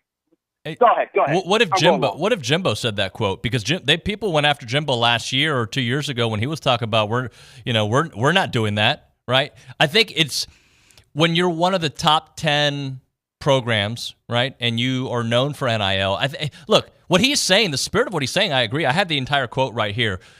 We're in the market in recruiting in the transfer portal looking for defensive linemen. It hasn't fared very well, quite frankly, because we're selling something a little different. We want to recruit. We want to engage. We want to build relationships, develop, retain, and have success. We're not in the market of buying players. And unfortunately, that's what some guys are looking for. They want to be bought. And I'm just going to say I 100% agree with Brian Kelly. And I don't think it's a big deal what he said. But they are in the market of buying players because they did offer certain players the same money that they got more elsewhere. So They just didn't have the budget to reach. Did you see what I'm saying? At least on that particular group. That's how I read it. Or what you're really arguing about is one word. If he said, instead of buying, if he didn't use the word buying, if he said, we're not in the market of bidding on, being the highest bidder. Okay, that's cool. And I respect that. And that's where I think most of the, outrage isn't the right word, 'cause I don't think people were outraged. But again, it's the same circle of 10 to 12 media members that have nothing to talk about. And anytime a coach says anything that isn't 100% pro player, they're the devil. And I do think, by the way, you hit on something and then you kind of glossed over it, something that you and I have talked about for years, which is that for some reason, there are certain people in this industry that, in our industry, but in the coaching industry, that can do no right, and there are certain people that can do no wrong. Jim Harbaugh, forever, that most overrated guy in the history of college football. No, he was actually perfectly, properly rated before he won a national championship. Very, very, very good coach, not Nick Saban, whatever. But Dabo, no matter what he says, now you can argue about Dabo and the portal and this and that. Whenever Dabo says, he is so, I've heard so many times, no one's ever going to want to play for Dabo again because he said this. Well, people still want to play for Dabo, whatever. Brian Kelly's one. Jimbo Fisher was one. Meanwhile, Ryan Day, it took a third straight loss to Michigan before anyone even began to call the guy out. And I think he's largely full of crap about a lot of things. So I just bring it up because I don't know why it is, but I do believe there are certain people that it's just like everything they do is, it's the greatest. And did you hear, I'm trying to think of a good example, but, there's plenty of guys, who I'm talking about, of everything they do is the greatest thing that you've ever heard, and they're so great. And then, of course, there's guys like Brian Kelly, Jimbo Fisher. No matter what, Lane Kiffin probably falls in that category. No matter what they say, no matter what they do, it's going to be criticized. No doubt about that. I'm talking to Aaron Torres here on TexAgs Radio, presented by David Gardner Shoulders. What'd you make, and I don't even know if you heard it, but did you hear, we were just talking about it last segment, that's why I'm bringing it up. Austin Rivers saying there's about 30 NBA guys that can make an NFL roster, but there's not 30 NFL guys that can make an NBA roster. You have any hot sports take there? Yeah. My take is if NBA players can't get through 3 games without load managing, I don't know how they're getting through a 17-game NFL season. Next question. Okay, and mic drop right there. I don't think there's anything else to add. Listen, I get it. I talk in front of a mic, 20 hours a week between radio and podcast. Every argument you make isn't going to be perfectly articulated. And I think that was the case with Brian Kelly. And I think if Austin Rivers was, really, from my understanding of the context, I don't think he was trying to make a big, bold proclamation that would lead conversations. But I think if he had said, listen, there's some really high-level athletes that I think could earn a roster spot based on that athleticism, then I would have rode with that. If he had said that, and then if he had said the counter of, listen, basketball is such a skill sport. If you haven't been playing and focused on this from the time you're 11, 12, 13 years old, then there's no way you can make it at our level. If he had explained it like that, then I would agree with him. Because I do think that the athleticism in the NBA could transition to the NFL at certain sports. But again, when you just say there's 30 guys that we could literally pull off the Los Angeles Clippers and the Dallas Mavericks, and they could make the roster of the Dallas Cowboys, that's just absurd. Because as I said, if you can't get through a back-to-back in Toronto and Indiana without sitting out one of those games, you're not making it through the AFC North in a 17-game schedule. So that's my hot sports take on that. You and I are on the same page there, and I just think let's not discredit the amount of hard work that these professional athletes have done to get great at their skill. Like athletics, I know an athletic guy down the street from me, right? That guy's fast and he can catch, but it doesn't mean he can translate to the highest level. And NBA guys, there's a little bit of flop in there. How are you going to take a hit from a cornerback when you're not expecting it? All right, let's move on. What do you think about this NIL tournament that's going to happen in Vegas? It looks like A&M is going to be involved. U of H is going to be involved. Some other big schools. What do you think about how this could maybe change the way tournaments happen here in college basketball? Wow, this is great. You're really hitting on a lot of stuff that you see a headline and you want to talk about it and you forget to talk about it. So I'll be talking about all this stuff on my show today. I saw the article. I read the article. Great reporting by Norlander and Dennis Dodd. First of all, I'm just going to say it. I don't know if I should or not. The last couple of years, the reason we've gone to a lot of these neutral court events, maybe not the traditional ones like the Maui Invitational, whatever, there's been an NIL component to it. It just hasn't been so public. So that's one. But two, what I would say is, David, I've been doing this a long time. Much like you, I'm young. I look young and vibrant, but, the insides to me are a little bit older. And so I bring it up because I've seen so many things over the course of my life that, it's going to be a money loser for 2 or 3 or 4 years, but blah, blah, blah, blah, blah, blah, blah, blah, blah. We'll figure it. And it never happened. David, businessmen are in the business of turning a profit. And so the only thing that mattered in that article was that most of these tournaments, the Maui Invitational, Battle for Less, whatever, they're hoping to turn a profit of $1 million or $2 million. Most of these events don't make insane amounts of money. And so, yes, for a year, for 2, for 3, will this event be put on? And will the players that are, involved get a nice check out of it? Absolutely. But if this thing isn't making money in 6 years, it's not going to exist. Okay. And, and I look at it and I just think that I think it's really a nice metaphor for the NIL bubble that we're in right now is, you hear some of these numbers that are being thrown out and it's just not sustainable. And, oh, by the way, if you are a defensive tackle that's getting $1 million a year, if you are a point guard that's getting $1 million a year because the market hasn't corrected itself, good for you. Go make that money. What I'm just saying is I don't think you can keep paying $1.9 million to a slightly above average transfer portal basketball player from now until perpetuity. It's just not going to happen like that. So I think the NIL market is going to correct itself. I think a lot of people are taking advantage of the system as it currently stands right now, and they should. But I think this NIL basketball tournament is a metaphor for that, is that if they expect to lose money in year 1 and year 2, and they're still losing money in year 3, year 4, year 5, people aren't going to keep putting that bill just so the backup point guard at Texas A&M or UConn or Tennessee can get a sweet NIL deal out of it. Talking to Aaron Torres. Aaron Torres online here on TexAgs Radio. AT, last thing for you. Let's close up shop with the Tom Brady roast. I did not watch it. I've seen a lot of great clips. Have you watched it? What was your takeaway?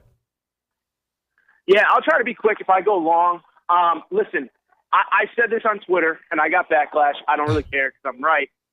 I think it's safe comedy. I really do, because it's the first thing that I have seen in probably about 10 years where every single joke is on the table, where people make fun of people's intelligence, their sexuality, their race, their gender, their this, their that.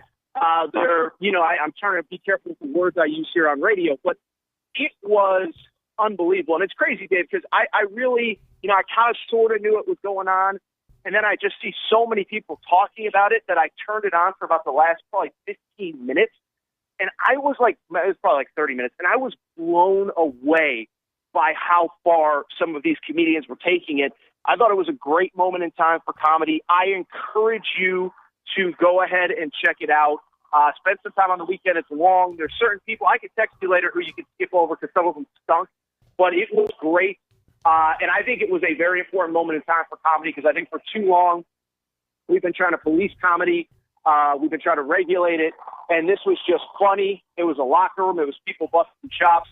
I thought it was good. I thought it was good for society and pretty much just everything. So, AT, great work, buddy. Thanks so much, man.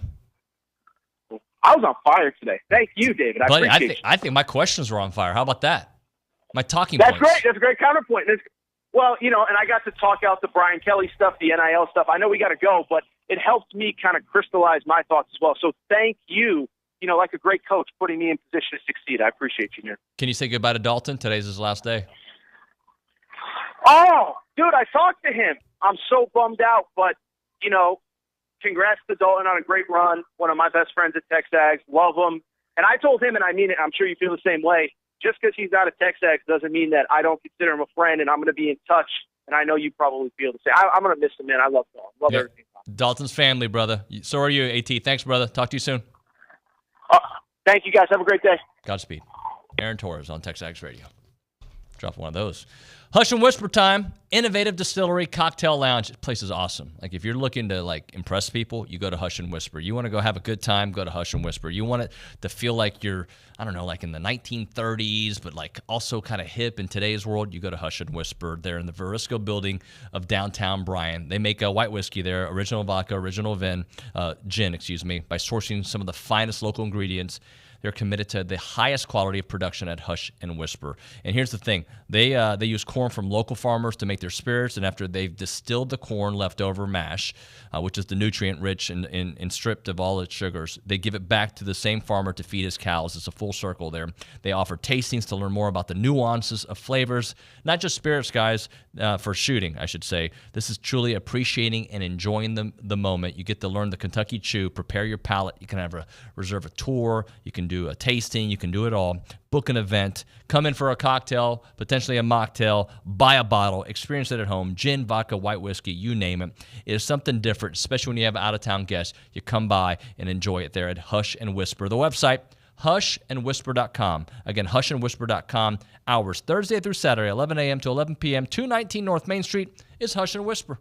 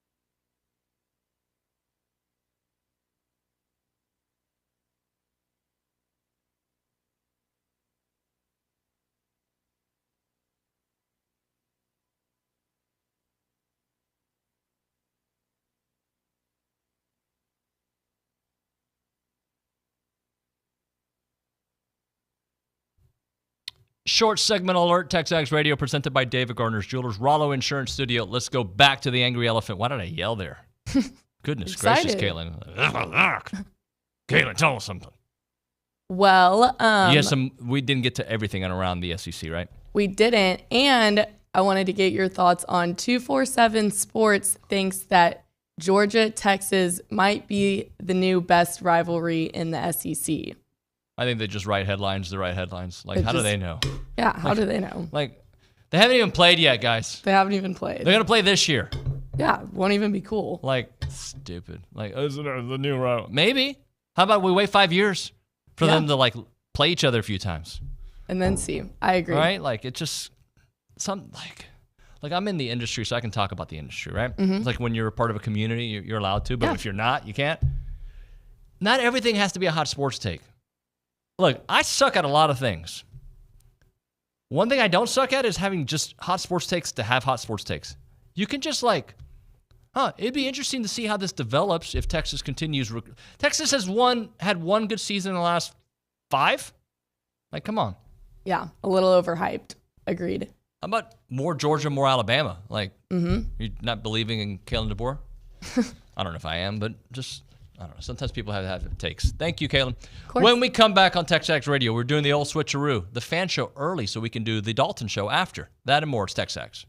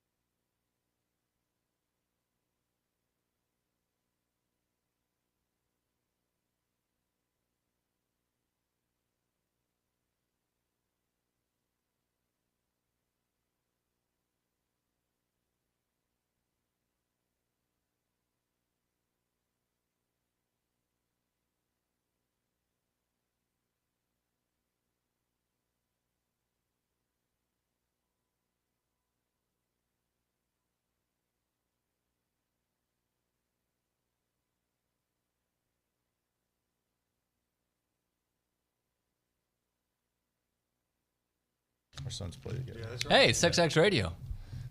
It is TexAgs Radio, Philip. Everybody heard you. It's all right. Philip Vargas is in the house. Matt Browning's in the house because it's the TexAgs Fan Show. We need to get this done so we can get on to the good stuff. The saying goodbye. Today. Potentially. This is presented by Girard Construction, custom home builders for the Brazos Valley since 2002. They don't just build homes; they build relationships. Learn more at girard-construction.com. Fan Show is going to go on a little bit of a break until football season. We might bring you back here and now every once in a while. Sure, that sounds good. Probably not. How are you guys? Great. It is everybody's favorite segment to make fun of. Yes, that's true. That is. Including me. We want to see that in the comments today. That's okay. So let's start things off. I'm going to go to Caitlin to ask the first question because she knows what to ask. Yep. What's on y'all's mind? Good one.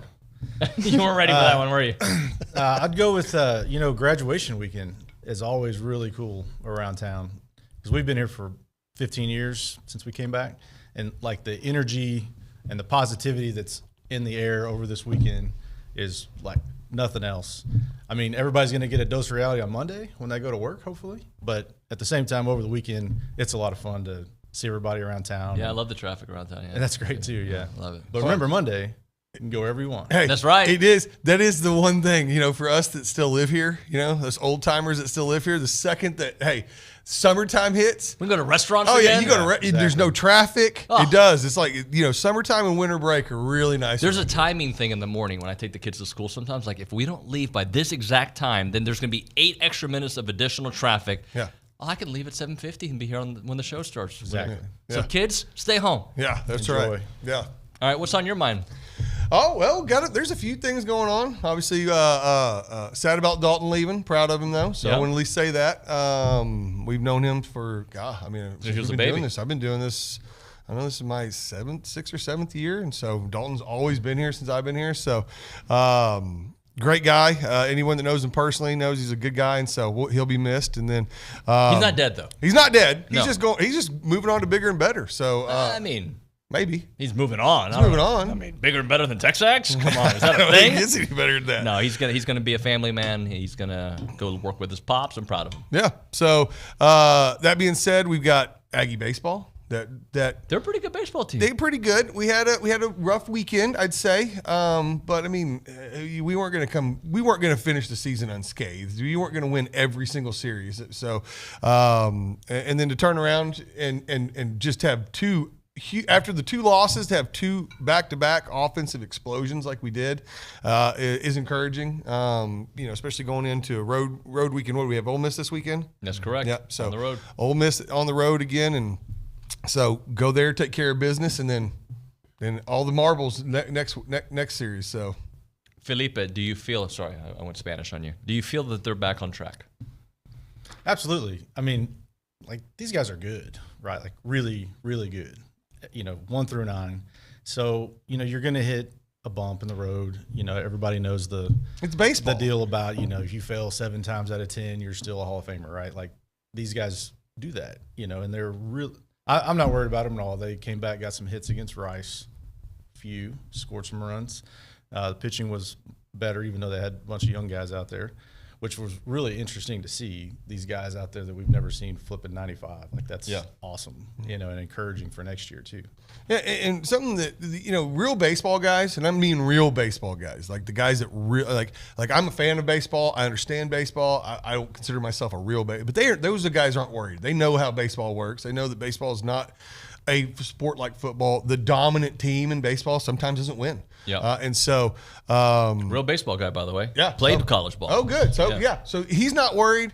Bronny doesn't seem worried. Guys like that. I'm not. This team is different, and you can't go through this. You cannot go through this conference and win every series. And to have to only have lost 2 series so far in this entire season is and what are we 25-0 in non-conference? Yep. That's crazy. 12-0 in the state of Texas alone, right? They finished the non-conference undefeated. Look at that. It's all green. All green. That's crazy. Wow. So it's a very good baseball. Big team. numbers on the wins on our side too. Look, every game. Schloss brought up a question earlier in the show. What is your definition of a good season or a great season? I think that's how he phrased it. Great season is what they're doing right now. Is a great season only if you win a national championship? Is a great season how you do in postseason, maybe not winning it all, but how deep you go. What to you all? And this is a question from Schloss to us. What is it considered a great season?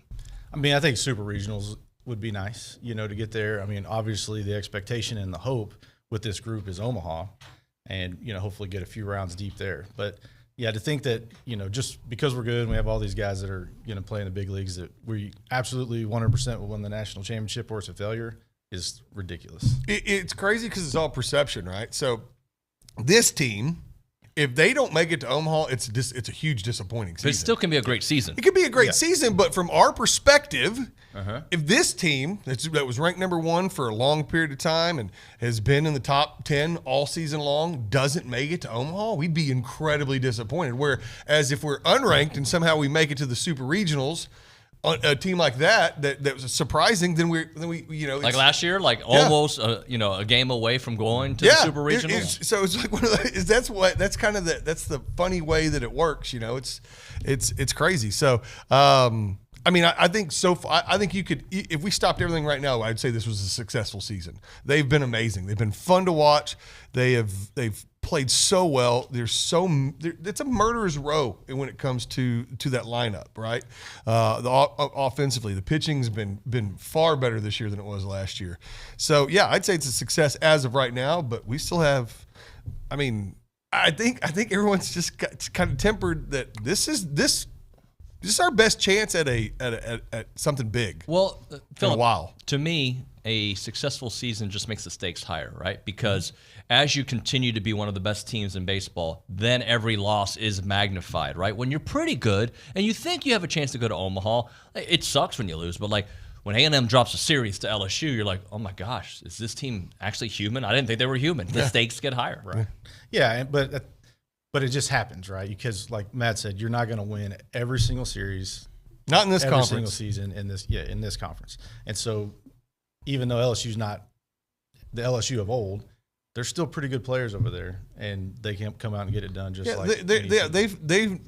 is LSU on the road, and they've got a good baseball environment there, and they've got a ton of talent on that team. It's not like it's almost like A&M's football team, right? Tons of talent.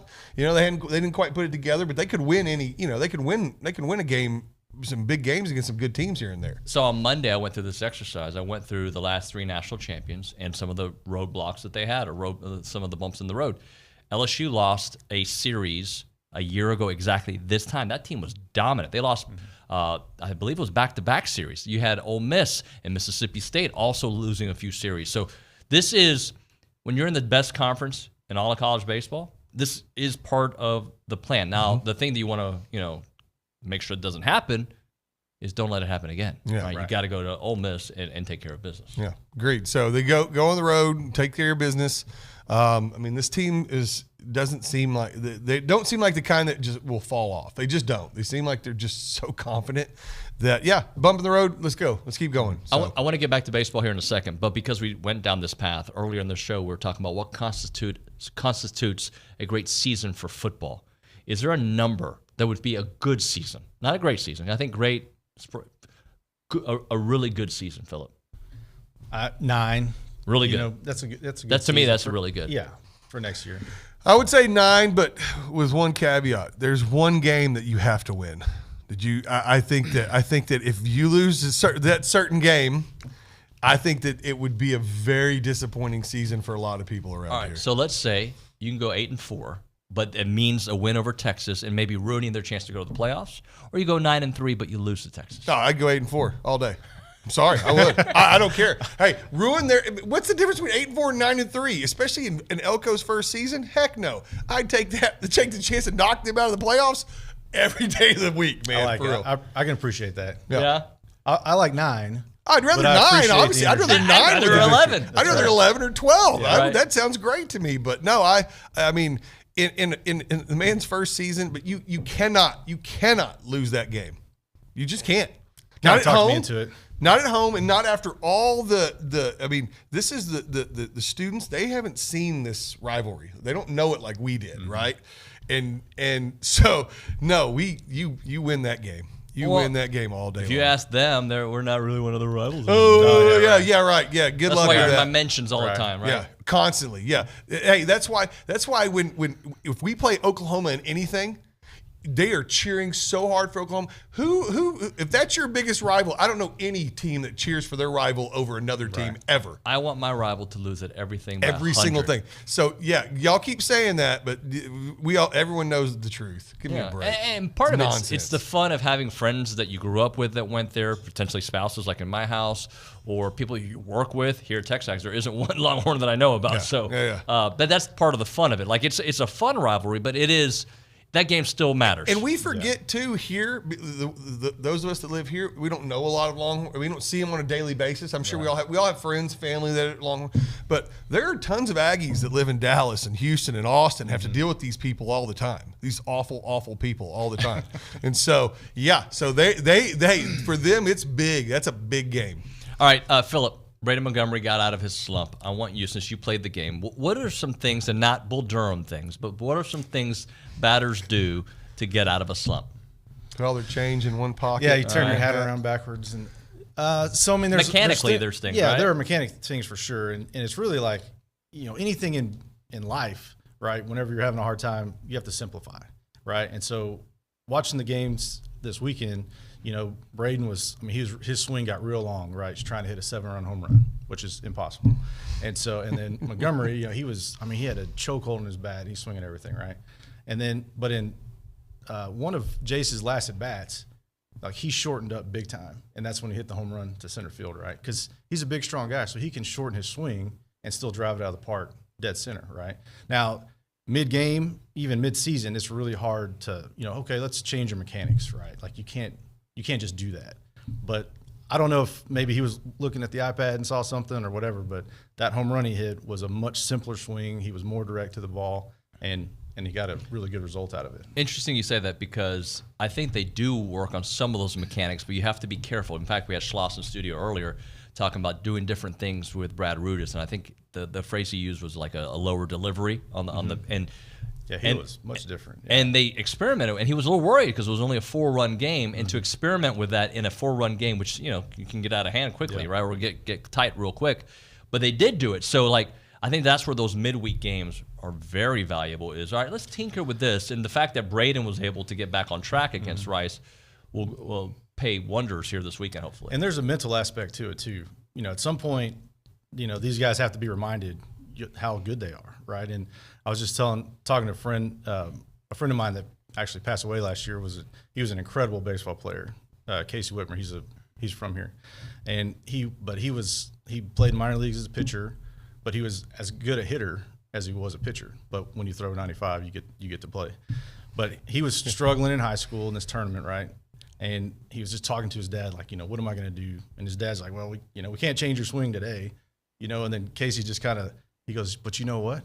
I'm the greatest hitter in the world. And the next day, he had a home run opposite field that hasn't landed yet. So sometimes it's just a mental thing. So that's kind of goes along what Schloss said today. He wants Jace and all these players to be the cockiest guy at the plate, but then in the team aspect, not be so cocky. And he used a better phrase. He didn't use cocky, maybe confident.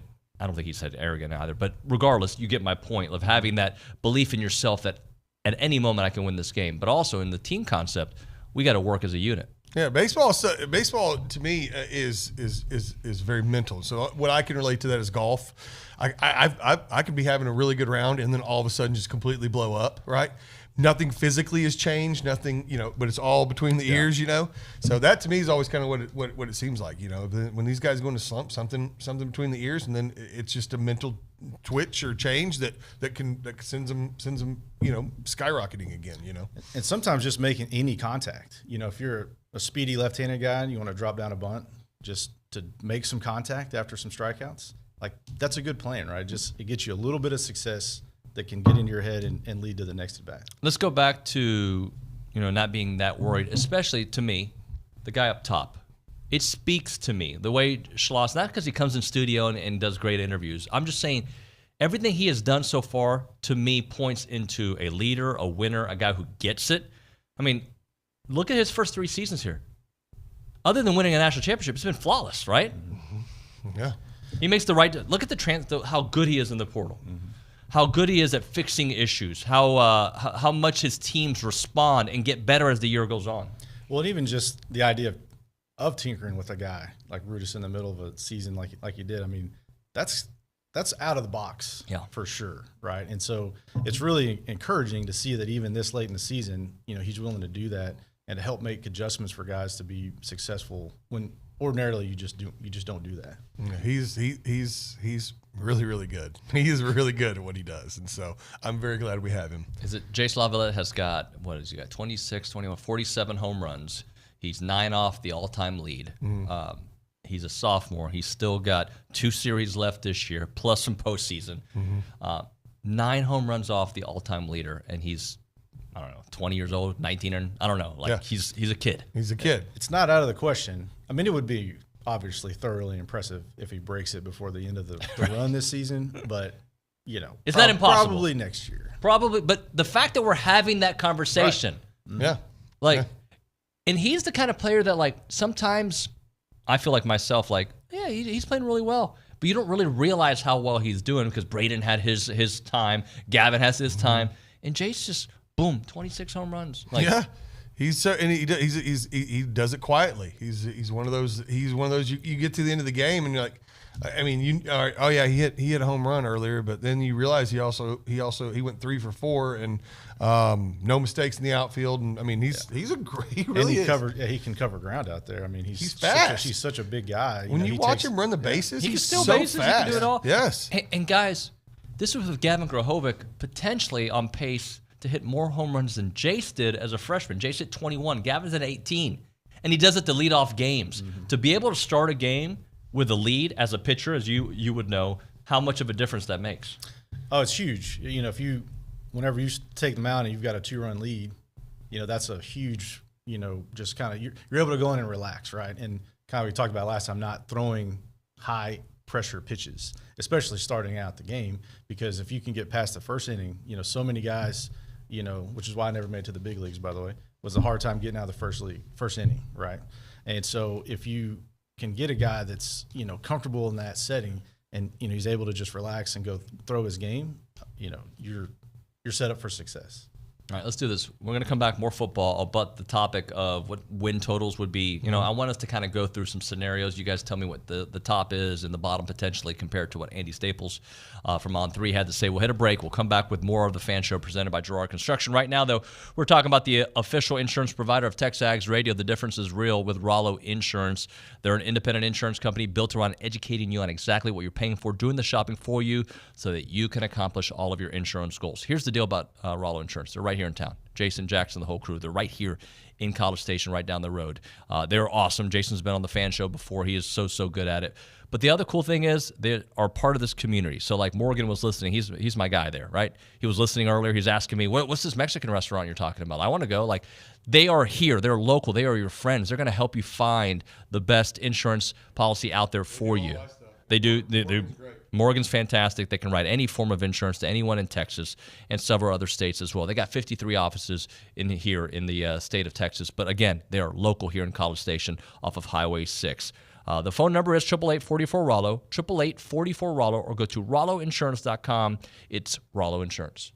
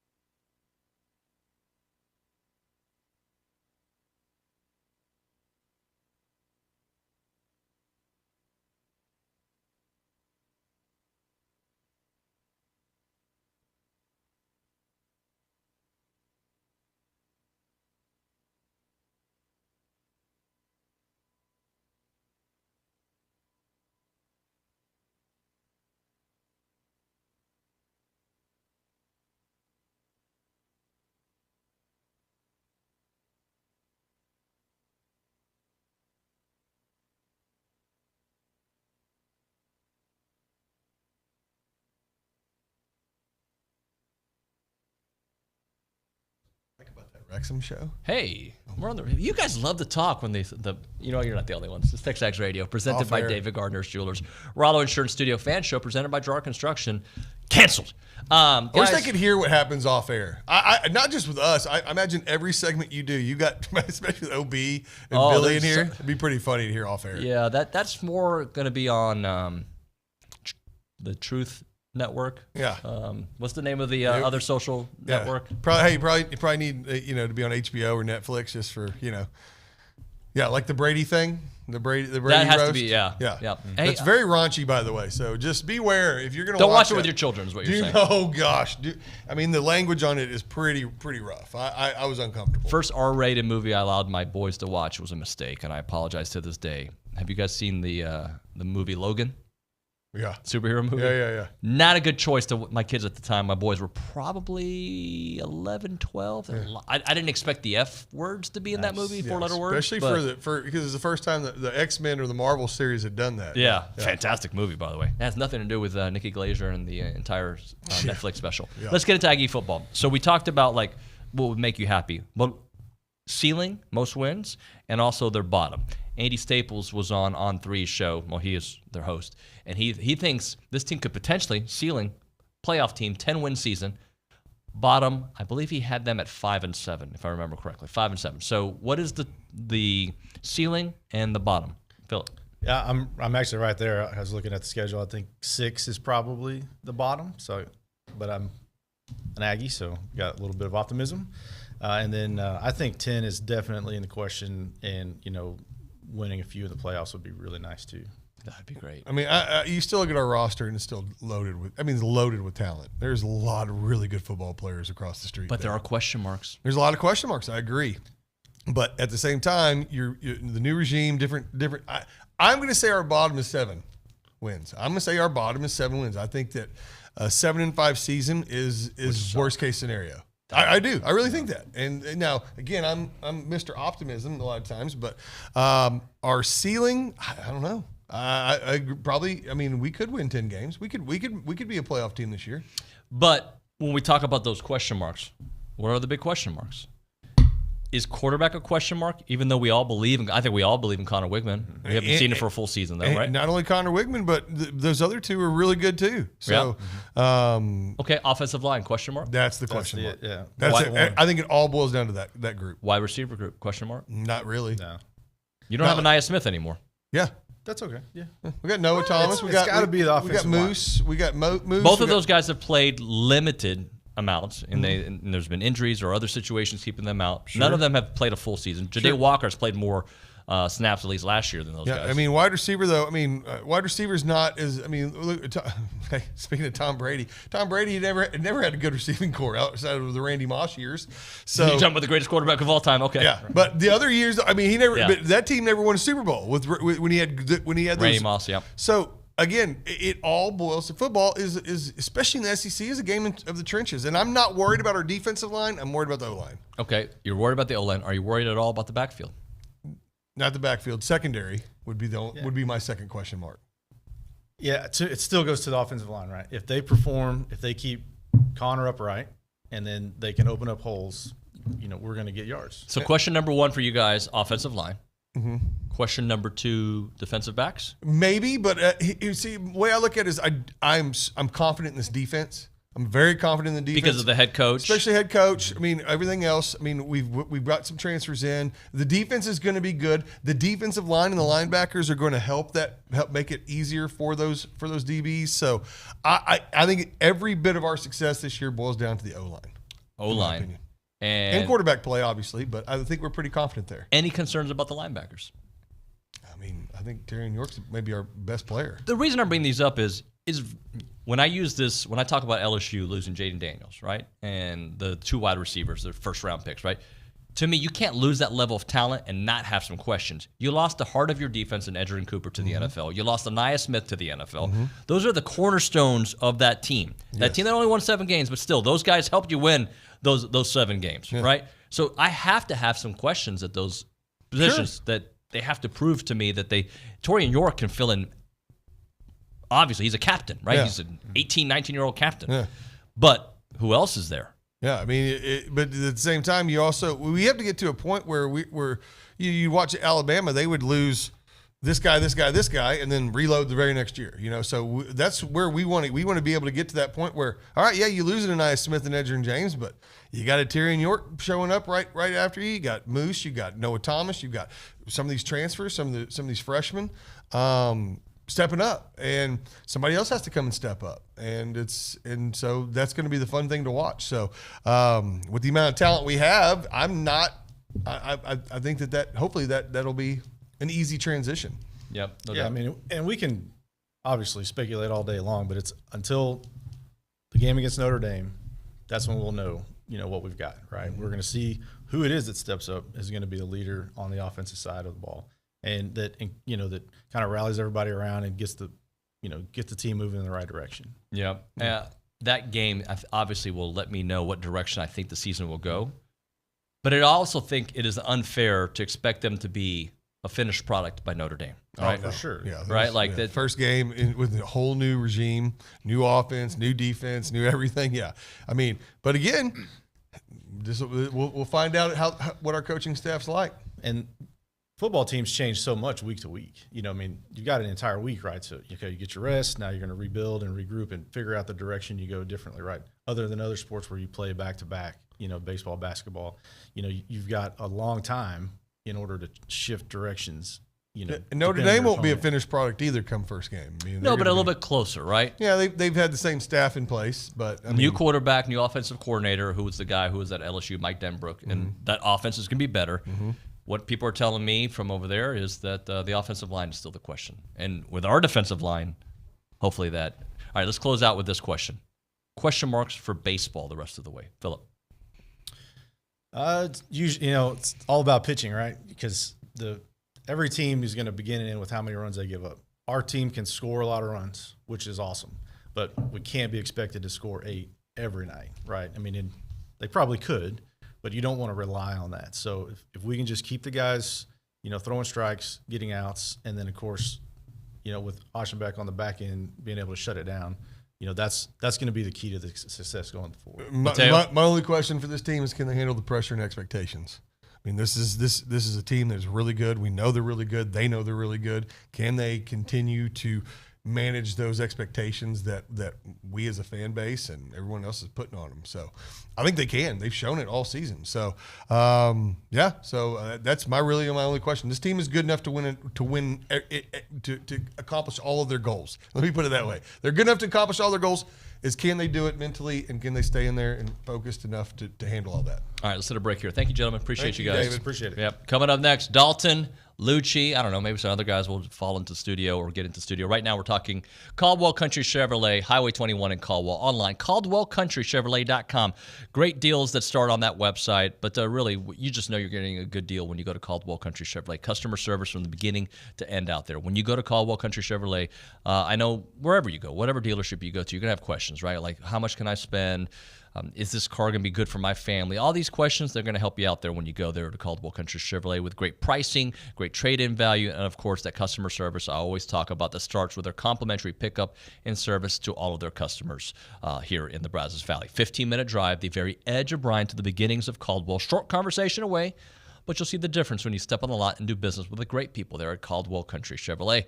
Highway 21 in Caldwell. Online, CaldwellCountryChevrolet.com.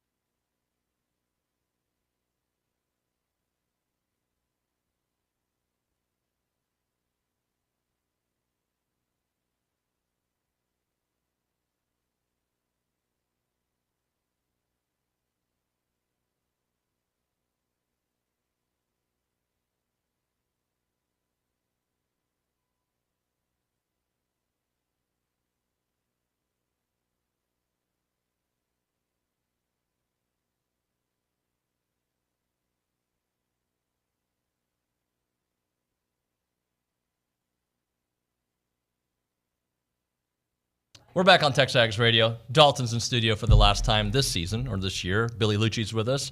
You were making fun of me at the break. Go ahead. Well, I was just saying, did you realize it's your last day? Did you know before, did it take you until your last day to realize that David Nuño is a vein watcher? I did not know he was a vein watcher. What is a vein watcher? That I pay attention to how people, because I think you're more of a vein watcher. I think we'll just let the people decide. Why am I calling you a vein watcher?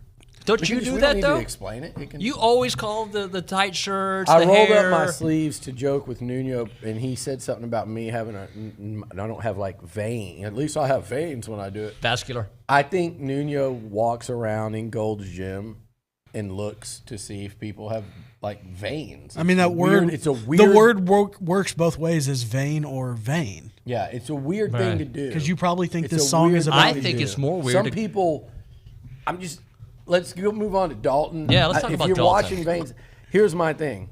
I'm sorry, I enjoyed at Dalton's going away party where was he was good. wearing, by the way, the same shirt. He went out 2 days in a row.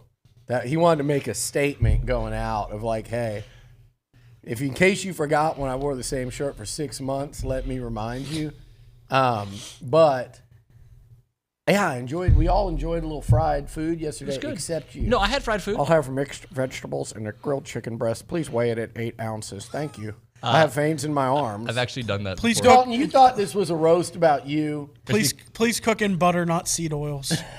I actually have asked that. For Please that. no. I had you catfish. have asked them to cook it in but in non-seed oils. You've heard this? Yeah.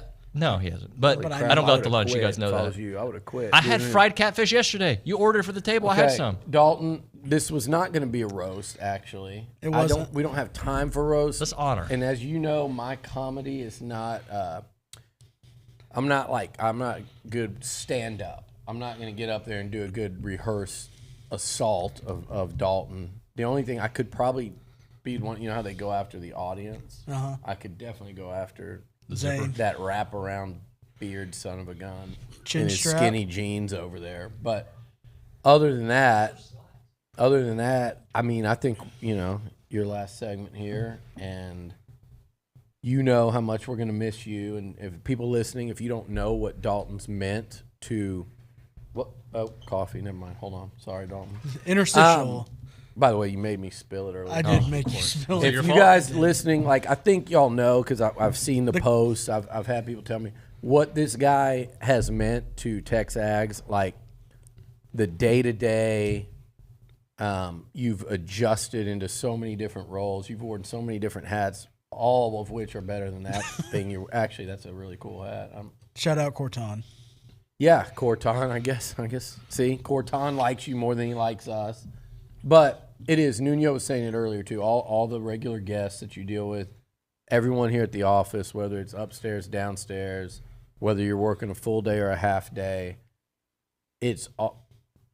You're already looking at the clock? You ready to go? Your last day? Half-day Done. use, half-day use. And we named him Half-Day Use, by the way, not because he worked half days, because this guy, if y'all only knew the hours he's on call, and so he started coming in early, working upstairs. It was a joke to say that he had kind of left all the peon stuff behind and gone upstairs.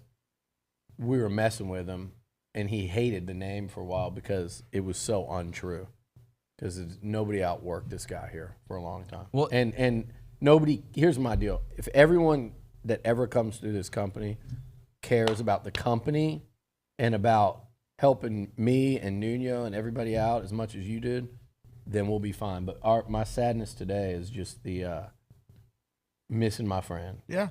But you deserve to go do what you're gonna do, and you and I've talked before.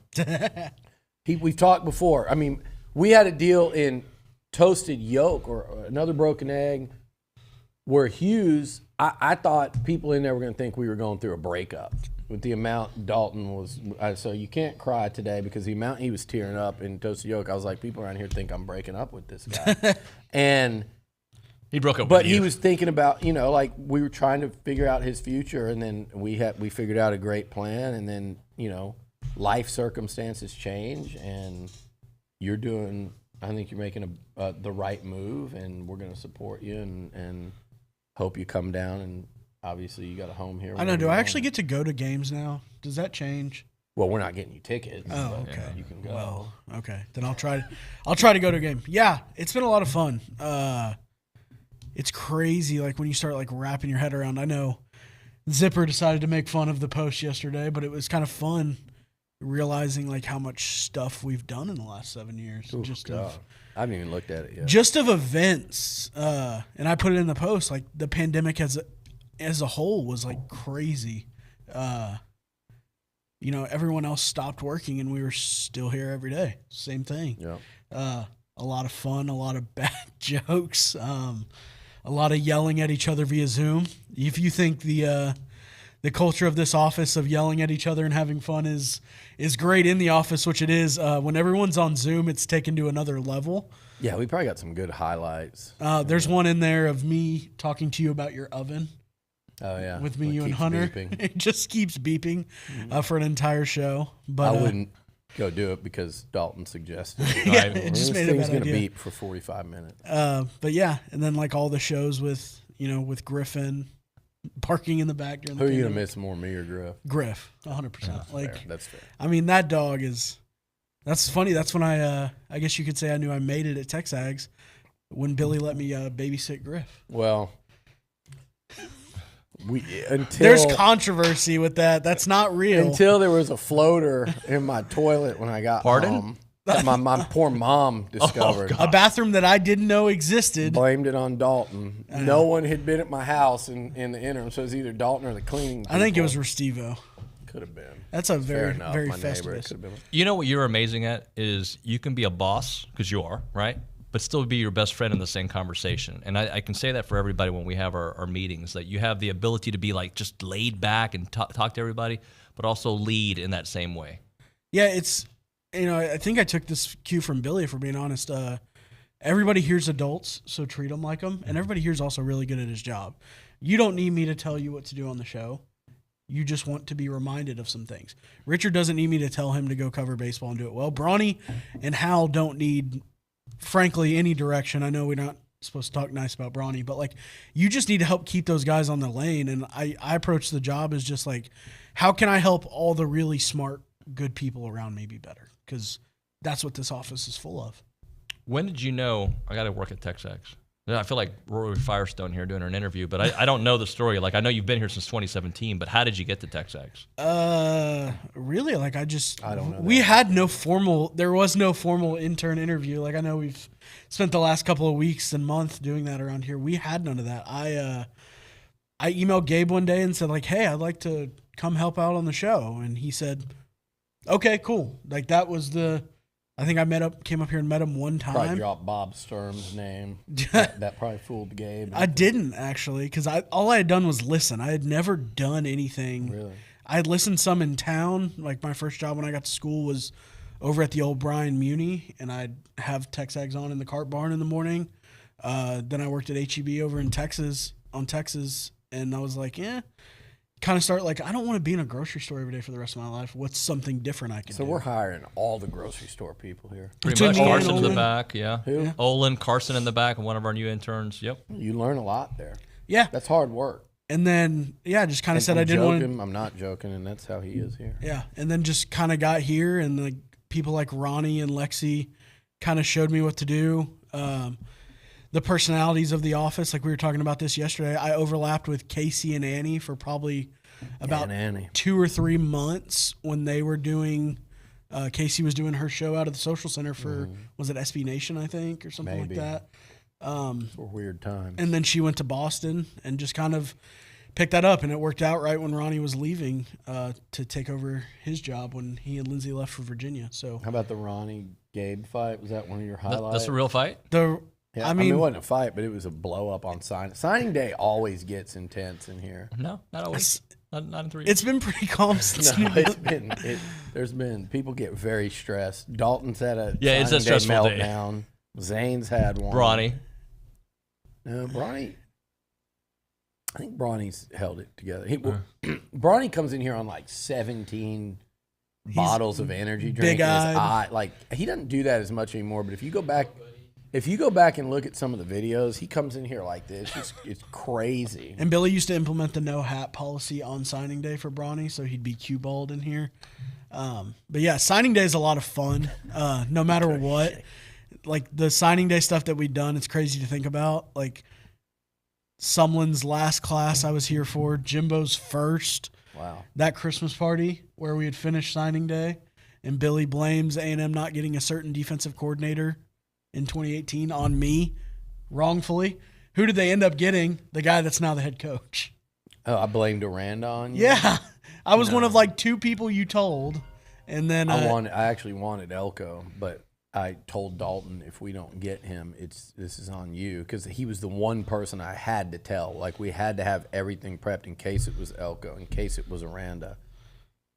There's a longer story there. Elko could tell it, and basically he was going to finish the year with Brian Kelly, but was going to come to A&M, but there, you know how it is. Elko probably has now done the same thing multiple times at Duke and A&M. You have to have the fallback.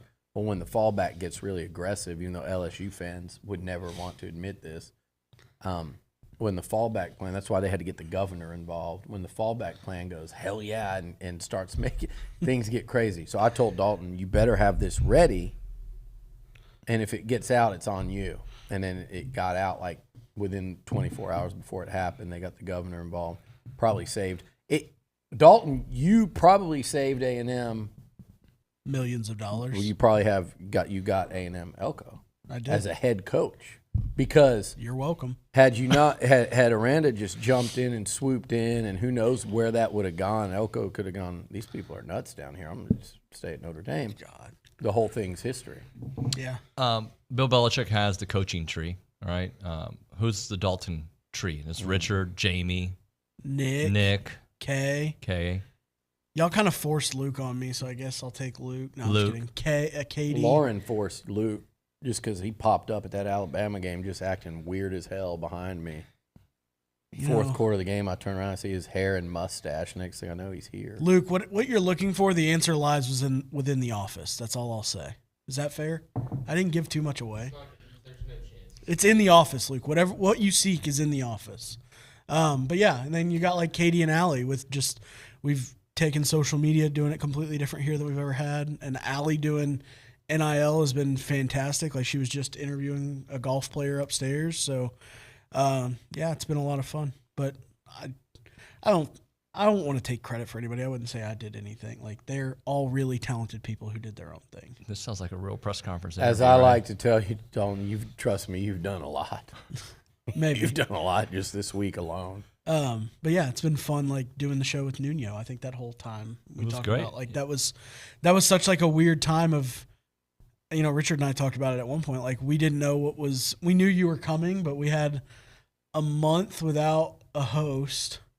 A&M went to the College World. No, this is a different year. We had a month without a host, and we had to like do the whole show by ourselves. And then you came in here, and it's just been a lot of fun ever since. Well, I remember I called you. Like we started following each other on Twitter when I knew I was going to take the job. I hadn't taken it yet, and then we had like a 2-hour conversation in front of my house where you were kind of preparing me for what was ahead. And to me, I said this yesterday, but you are TexAgs Radio to me, right? Like I may have hosted the show, but my 3 years, like you made it a seamless transition. You also have your fingerprints on everything. It's like it's going to be hard. Like Nick's got a lot on his plate moving forward, right? And he's done a great job, but you set the bar so high for everybody. It's you're going to be greatly missed.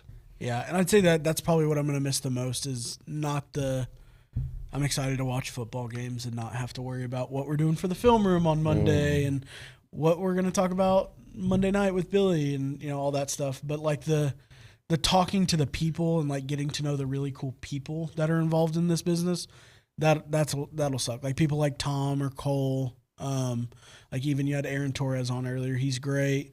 And then like all the SEC people that come through that, you know, I've gotten to meet like, what's her name? Caroline from Nashville. Like we do stuff with her every week. She's great.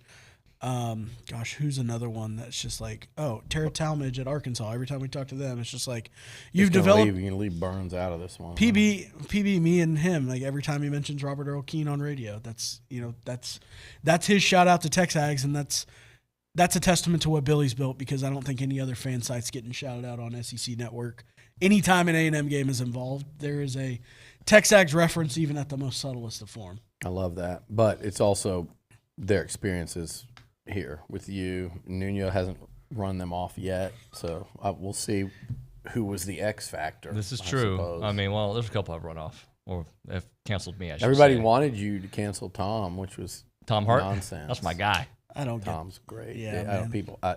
we could go. Dalton and I could go into that all day. I think if A&M would have won those 2 games 6-4, and it'd be different. It's a completely different. I also think sometimes, by the way, just total side tangent for people wondering. I think sometimes those announcers, that when they're at the home stadium, Yeah.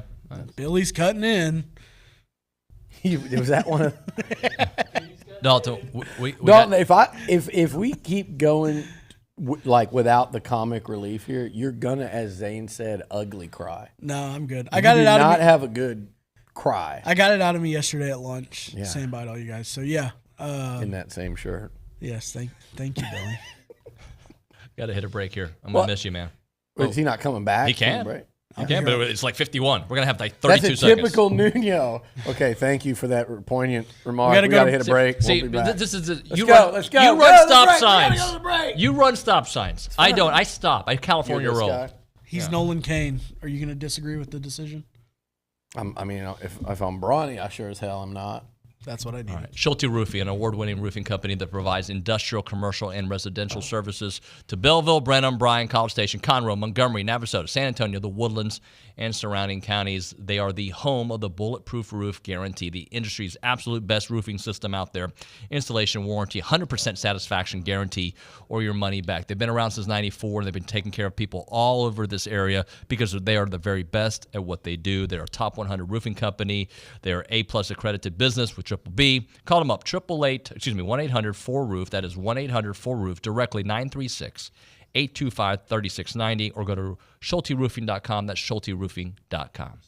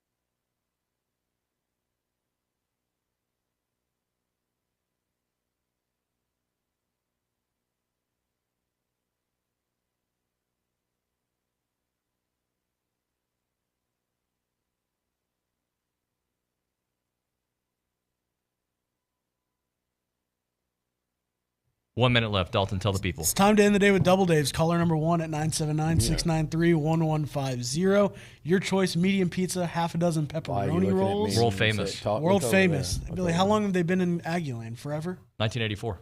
Yeah. It's the best pizza in town out there. You know you can click on doubledaves.com. He just said out there. And see, it's people are texting the show when I say it now. Thanks, Billy. I listened the other day, and in the Milliken Reserve, you only did 2. Out there. That's down from 8. So clearly you're conscious of it. I can say when I come back, I'm going to get some pizza rolls. That'll be the first thing. Dalton, do me a favor. When you're at the office working, listening to the show, find little things that he does so I can fire back. They do all the time. Yeah, but you're they just don't doing the show, so you don't pay attention. We can't bother you with while you're hosting the show with what. Because then it'll proliferate. You told us you don't like text during the show. We got a few. No, I mean, he calls me in the middle of the segment. Here's the beauty of 5 this. seconds. You're not done. None of this is my problem anymore. I'll see y'all later. Did you plan that? You're not done. We got to ask Liucci, too. Oh, you didn't post it. I got to go. See you mañana. Bye.